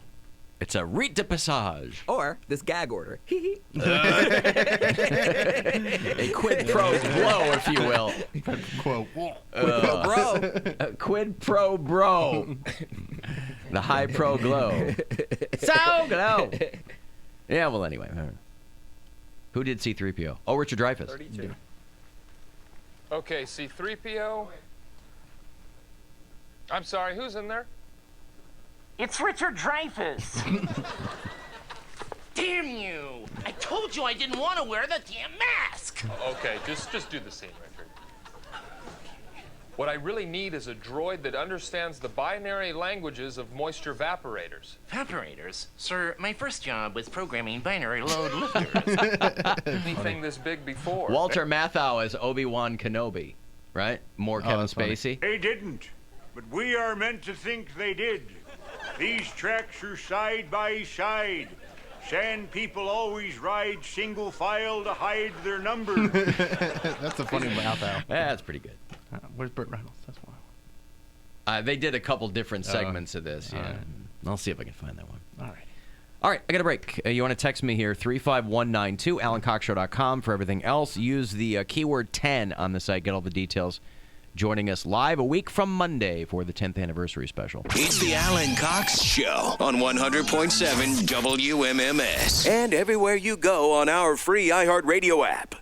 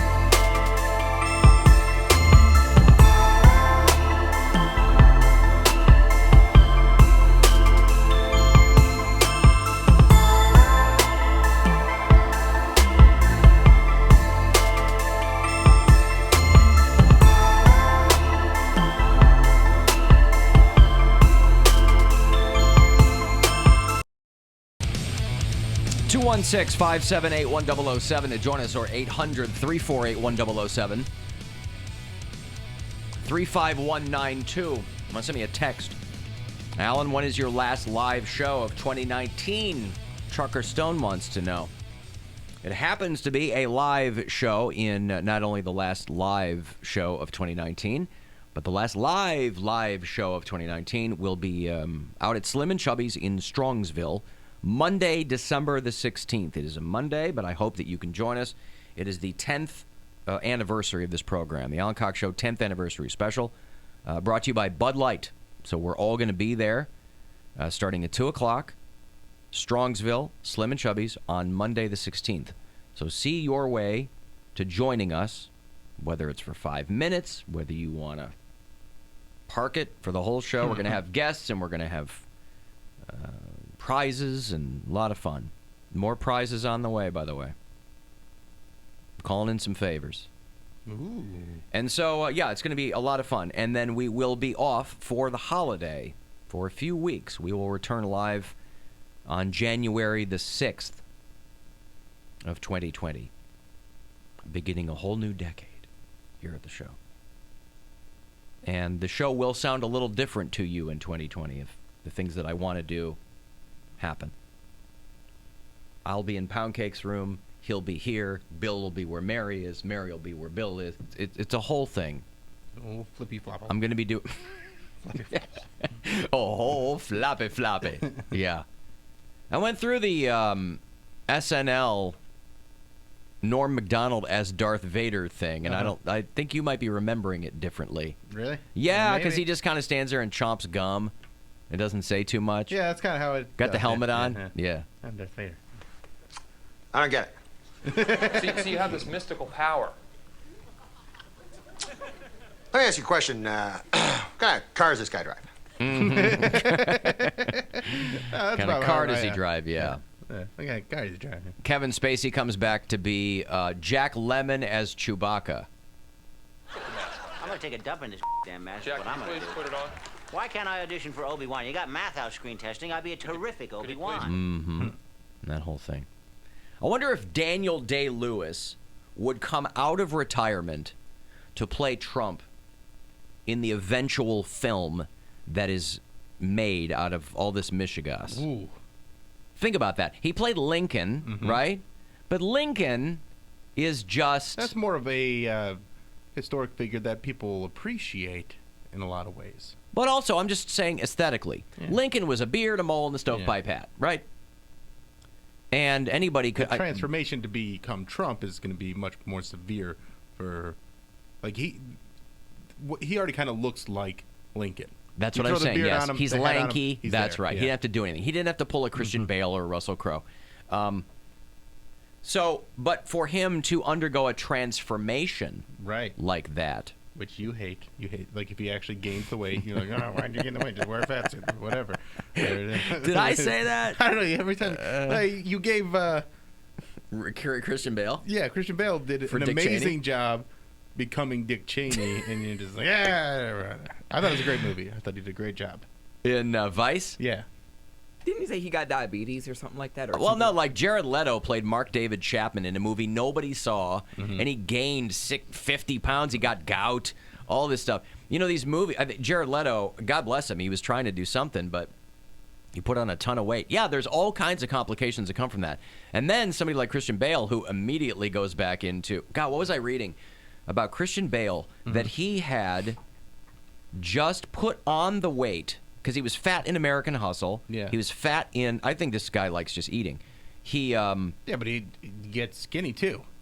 He Then got gets skinny ripped. one time for the No, machinist, and he got everybody skinny likes for the fighter where he won an Oscar. Oh, yeah. Okay. He was real skinny in that, and then he also, like, he's gotten jacked, like, for Batman. He's been all over the place. I was reading something with him, and he was talking about how he had just put on the weight to do Vice or something, but they needed to do reshoots for the fighter. I don't remember the order in which they came, but they needed Vice to was much later, I feel like. Okay. The fighter, I feel like, is like 2010 or something. Well, whatever the movies but it- were in succession, Yeah. they call them and they go, we need to do reshoots on this movie where you are much thinner. So he's like, I had 30 days to get back into that shape. That's what people don't think about. Right. Going back and forth. How hard that is on your body and the fact that he can do it. And then it's not just like he's losing weight one way or another. He also becomes like he never sounds the same. That's why whenever you hear Christian Bale, like the only reason I know what he sounds like is because we always play the "Oh, good for you" clip. Right. But I don't really know what he talks like most of the time because he really does change his voice and his demeanor and everything. Like I have no idea what that man is like because he becomes his characters. Good for you. Well, he was doing a chat show overseas or something, and the headline was, "People can't believe that Christian Bale is Welsh."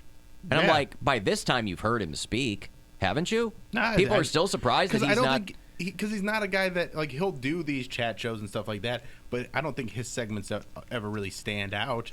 And I don't think he does them all that often. But, I mean, even like a guy like Tom Holland, people forget that he forgets that he's American, or he's English. Like, I remember on, like, Fallon or something, they're feeding him lines, and he immediately went into an American accent because he was acting. Yeah. So here's Christian Bale talking about probably Dark Knight or something. About director Scott Cooper, who has called this movie a metaphor for America, for everything that's happened to it in the last... Oh, this was for Out of the Furnace. Did you ever see Out of the Furnace? No. Oh, my God. That is a great movie. About, like, making pots? No. He's a guy who runs a kiln. Mm-hmm. And, no, he's like him and his brother are in this burned-out town in West Virginia, but his brother is like a tweaker, and he's trying to just keep him out of trouble. It's really good. It's just about poor people. Woody Harrelson is like a local crime lord or something. Oh, yeah. I don't know if a lot of people saw it, but it's real good. Last 5 turbulent years. Yeah. And I've heard you were drawn to this script immediately. Why?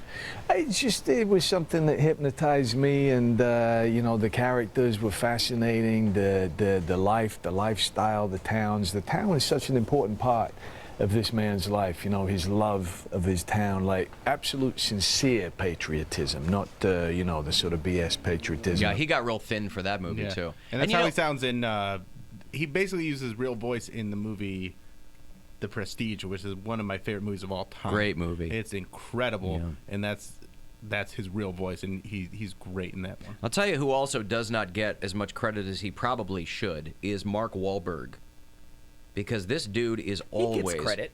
Do you think? He gets money. Yes, but he gets a lot of cred. I mean, I don't think people think of him as like a very good actor. Like for a long time, people didn't think Brad Pitt was a good actor. They just thought he was a pretty face. Yeah, but like Wahlberg works hard. Like he did this movie called The Gambler that again kind of came and went. Yeah, where but he lost a lot 60 of weight. pounds for that one. Yeah, and it's not like he's losing fat. He's losing muscle, which like you don't lose muscle the way you lose fat. Like muscle takes longer to lose, and you have to really just you got to work starve to yourself. lose it. Yeah. I mean, it's just straight starvation.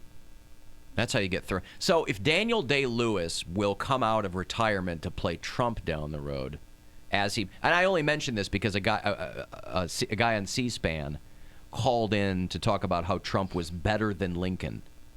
And if you've watched CNN at all, they did this like poll that like a majority of Republicans think that Trump is greater than Lincoln. They probably think he's better than Jesus too. Well, the Lincoln thing you get. You're like, stupid Lincoln freed all those slaves. Yeah, all right. But the guy calls CNN, and, I mean, again, the tinfoil hat stuff. I think this call's fake. I think this is a guy who's... Trolling? Not even trolling. He's just trying to get something out there that sounds whatever. Their narrative is so weak, and it just seems like they've got... Yeah, his point is that Pelosi and Schiff and all these people they're pulling a coup. Yeah.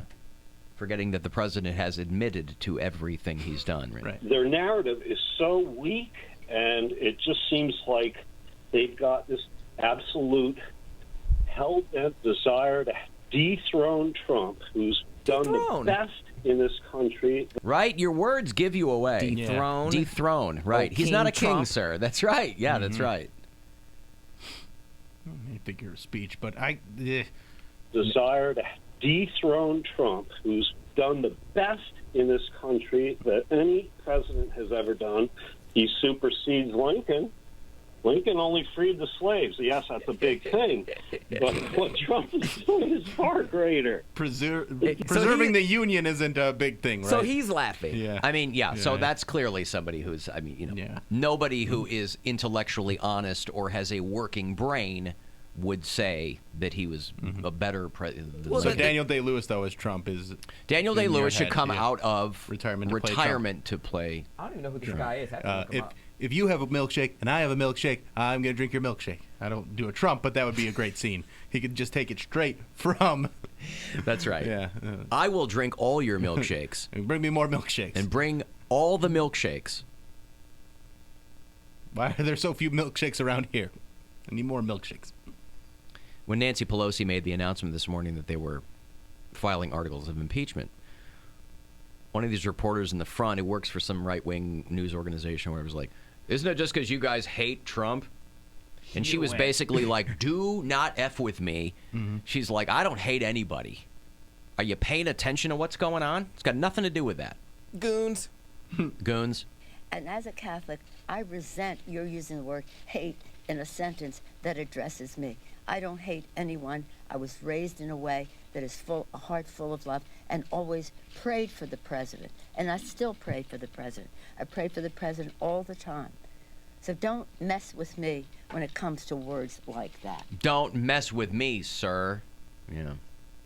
I hate him.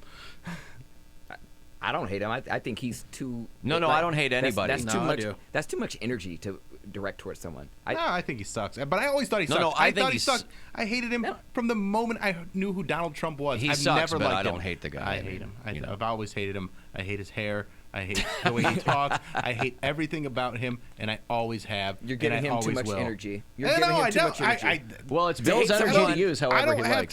I don't give him a lot of energy. I don't get online and what you're spewing argue right with now people. is energy. Yeah, well, I got energy. We got time to fill, so I'm going to use some energy. I'm just saying, like, he's a buffoon. But I think he sucks, and I've always thought he sucked. And I hate when people think that because he ran for president, like, I never watched a moment of his TV show because I thought it was terrible. I thought he was terrible, and I didn't want to hear his voice. I've always hated Donald Trump. He stinks. Listen, everyone in New York, city and state, knew precisely who he was. That's why he got stomped there. It was convincing the mouth breathers that he wasn't an elite. He's a garbage human. But he's an elite now because he's only the third president in history to be impeached. We had one in 100 years. Now we've had 3 in the last 50. So that doesn't tell you something. But Daniel Day-Lewis should come back and play him as something. Yeah, I think the commander. Call it the commander of cheese, and have Daniel Day-Lewis, the president of the United States and the commander of cheese. I like the Daniel Plainview version of Trump. I can't wait. I can't wait till Kellyanne Conway. I drink all your milkshakes. I can't wait till Kellyanne Conway plays herself because she doesn't really support Trump. But here's the thing, I'm though. a businessman. The thing that they, I guess I'm thinking of Fox News. They really haven't done like a Trump movie yet, but. You know, they've done a couple of the Roger Ailes Fox News things where they had different actresses playing the same part. Mm-hmm. But at some point, they'll have to do casting on something like this, where they'll have maybe Charlize Theron will come back and play Kellyanne Conway. They should have the Russian sex bot play Melania. I was going to say, what hot modern day model would play Melania? I think they should get the Modern Family lady. Even though she's not... Sofia Vergara. How could you? No. What about Mila Kunis? She's actually Russian. She can speak Russian. Yeah. But Melania's not Russian. She's Eastern European. She's Slovakian. Slovenian. Or yeah, same thing. It's the same thing. They're all. It's an aggressively white part of the world. They look different, though. Huh? Like Russians and Slovenians look different. Right, but what I'm saying is when they're casting a movie for dramatic purposes, they don't go, well, Mila Kunis isn't Slovenian, you know? Now they do, though. Yeah. She hasn't been cheated on by a man with a with a porn star. Trump would be pissed if the person's like not skinny and ripped, or like he wants somebody. He's like, I think they should get John Travolta to play me. Get somebody. John Travolta. Get a woman to play Trump, and that'll blow his mind. Get Scarlett Johansson to play Trump. Nikki Blonsky. Nikki Blonsky. Just give her a blonde wig, or we could go with what's her face, the one that trolled him in SNL. The one that was taking the scooter. Or no, I'm sorry. I'm thinking about the second. Melissa McCarthy is Sean Spicer? Yeah, Sean Spicer. Yeah, But she that's funny. played a good Sean Spicer. Yeah. But see, that's why no one would take this movie seriously, because it would just be a bunch of trolling. Like, Yeah, right. It would just be No, they're going to make it. People are going to want to be in this movie. There's no way It's gonna that there be- won't eventually be a movie I about know it's some gonna- facet of this. I can't wait. And it's going to be soon. I can't wait. Alan, for 7 years, I've been thinking that clip of Christian Bale that you play was Homer Simpson.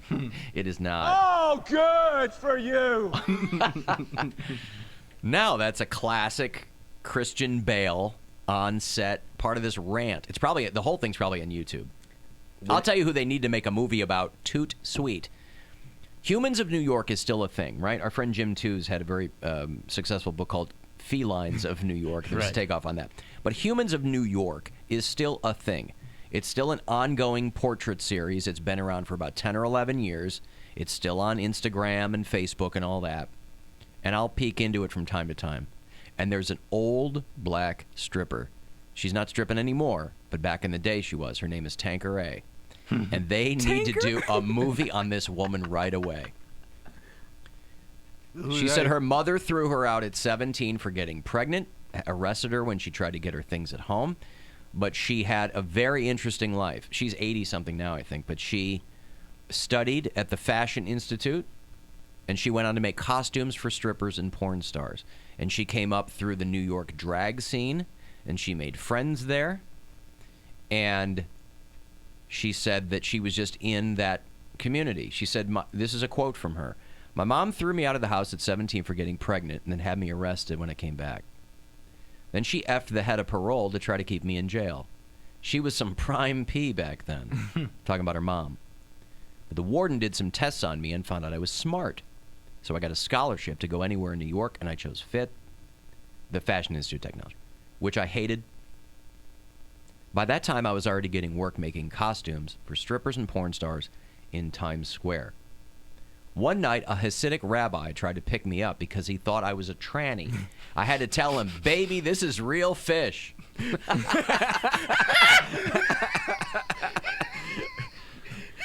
So, this woman has lived. So, humans... And this is why when people talk about, like, oh, the older generation, like, there's different people that have different experiences, and, like, for her to refer to herself and say, this is real fish, this is not a sensitive woman.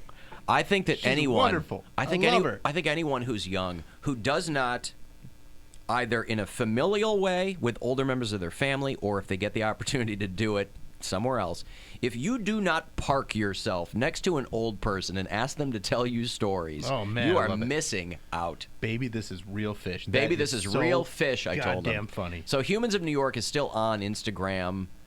Human of NY, I think is what it is on Instagram. It's on Facebook and all that. They need to make... Everybody else is getting a goddamn documentary, Yeah. right? There's a Billie Eilish documentary. I just read that the Garth Brooks documentary, they ran on the History Channel, and it got the highest, like 2 million people, which in 2019 is a ass ton of people on television. And, like, watching it. Watching it. Yeah, like, watching it live. Like, and then those numbers go up because of the on-demand and stuff. He just came through. WGAR did a big thing Yeah. with him in a club. They called it WGA Arth or something, which is Yeah, I funny. like that. But, the Garth Brooks History Channel documentary or something got 2 million people watch. Give Tanqueray a documentary. Give her, I want a movie, I want a documentary, and then just give her a talk show as well. She said, back in the 70s, I was the only black girl making white girl money. I had this magic trick where I'd put baby bottle tops on my nipples and squirt real milk. And then I'd pull a cherry out of my shorts and feed it to the guy in the front row. Oh, my God. Goodness. I never effed the booking agents, never effed the clients. One night I caught a dancer sneaking off to the hotel with our biggest tipper, and that was not allowed. So the next night we put itching powder in her G-string. Oh, my God. Boy, did she put on a show that night. Make this movie now. Yes. She's like... Get Hustlers, this is what we want to see. That's the real Hustler. Yeah. So she was working with strippers and porn stars and Call it Real Fish. Real Fish. The Tanqueray story. My friend Madame Blanche in the 80s set my best friend Vicky up with the president every time he came to New York. and I can't tell you his name because I can't afford the lawyers, but he'd spend an hour with her, and then the Secret Service would stand in front of the door, and she told me all he ever did was orally service her. I'm paraphrasing. She used much more colorful language. I'm sure. So anyway, please, someone make there's all kinds of dumb niche crap being made documentary form these days. Everyone and their brother thinks they're a documentarian. Somebody follow this woman and do a Tanqueray Get her documentary. stories, yeah. Still living in New York. She's 80-something. This is real fish, baby. This is real fish. Real fish. I'd be down to see that. Yeah. All right, I got a break. You want to get the last word in, send me a text, 35192, AlanCoxShow.com for everything else. The Alan Cox Show on 100.7 WMMS. And everywhere you go on our free iHeartRadio app.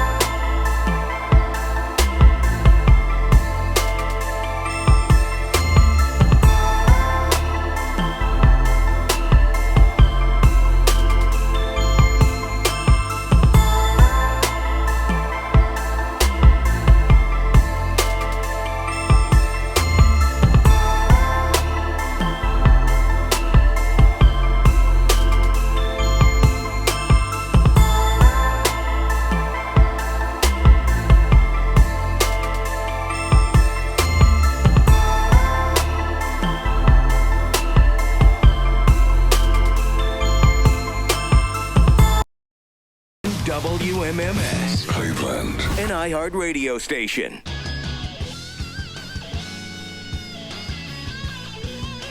All right, we got to go. What have we learned today? We've learned a so lot. much. Oh, my goodness. We've covered so much ground.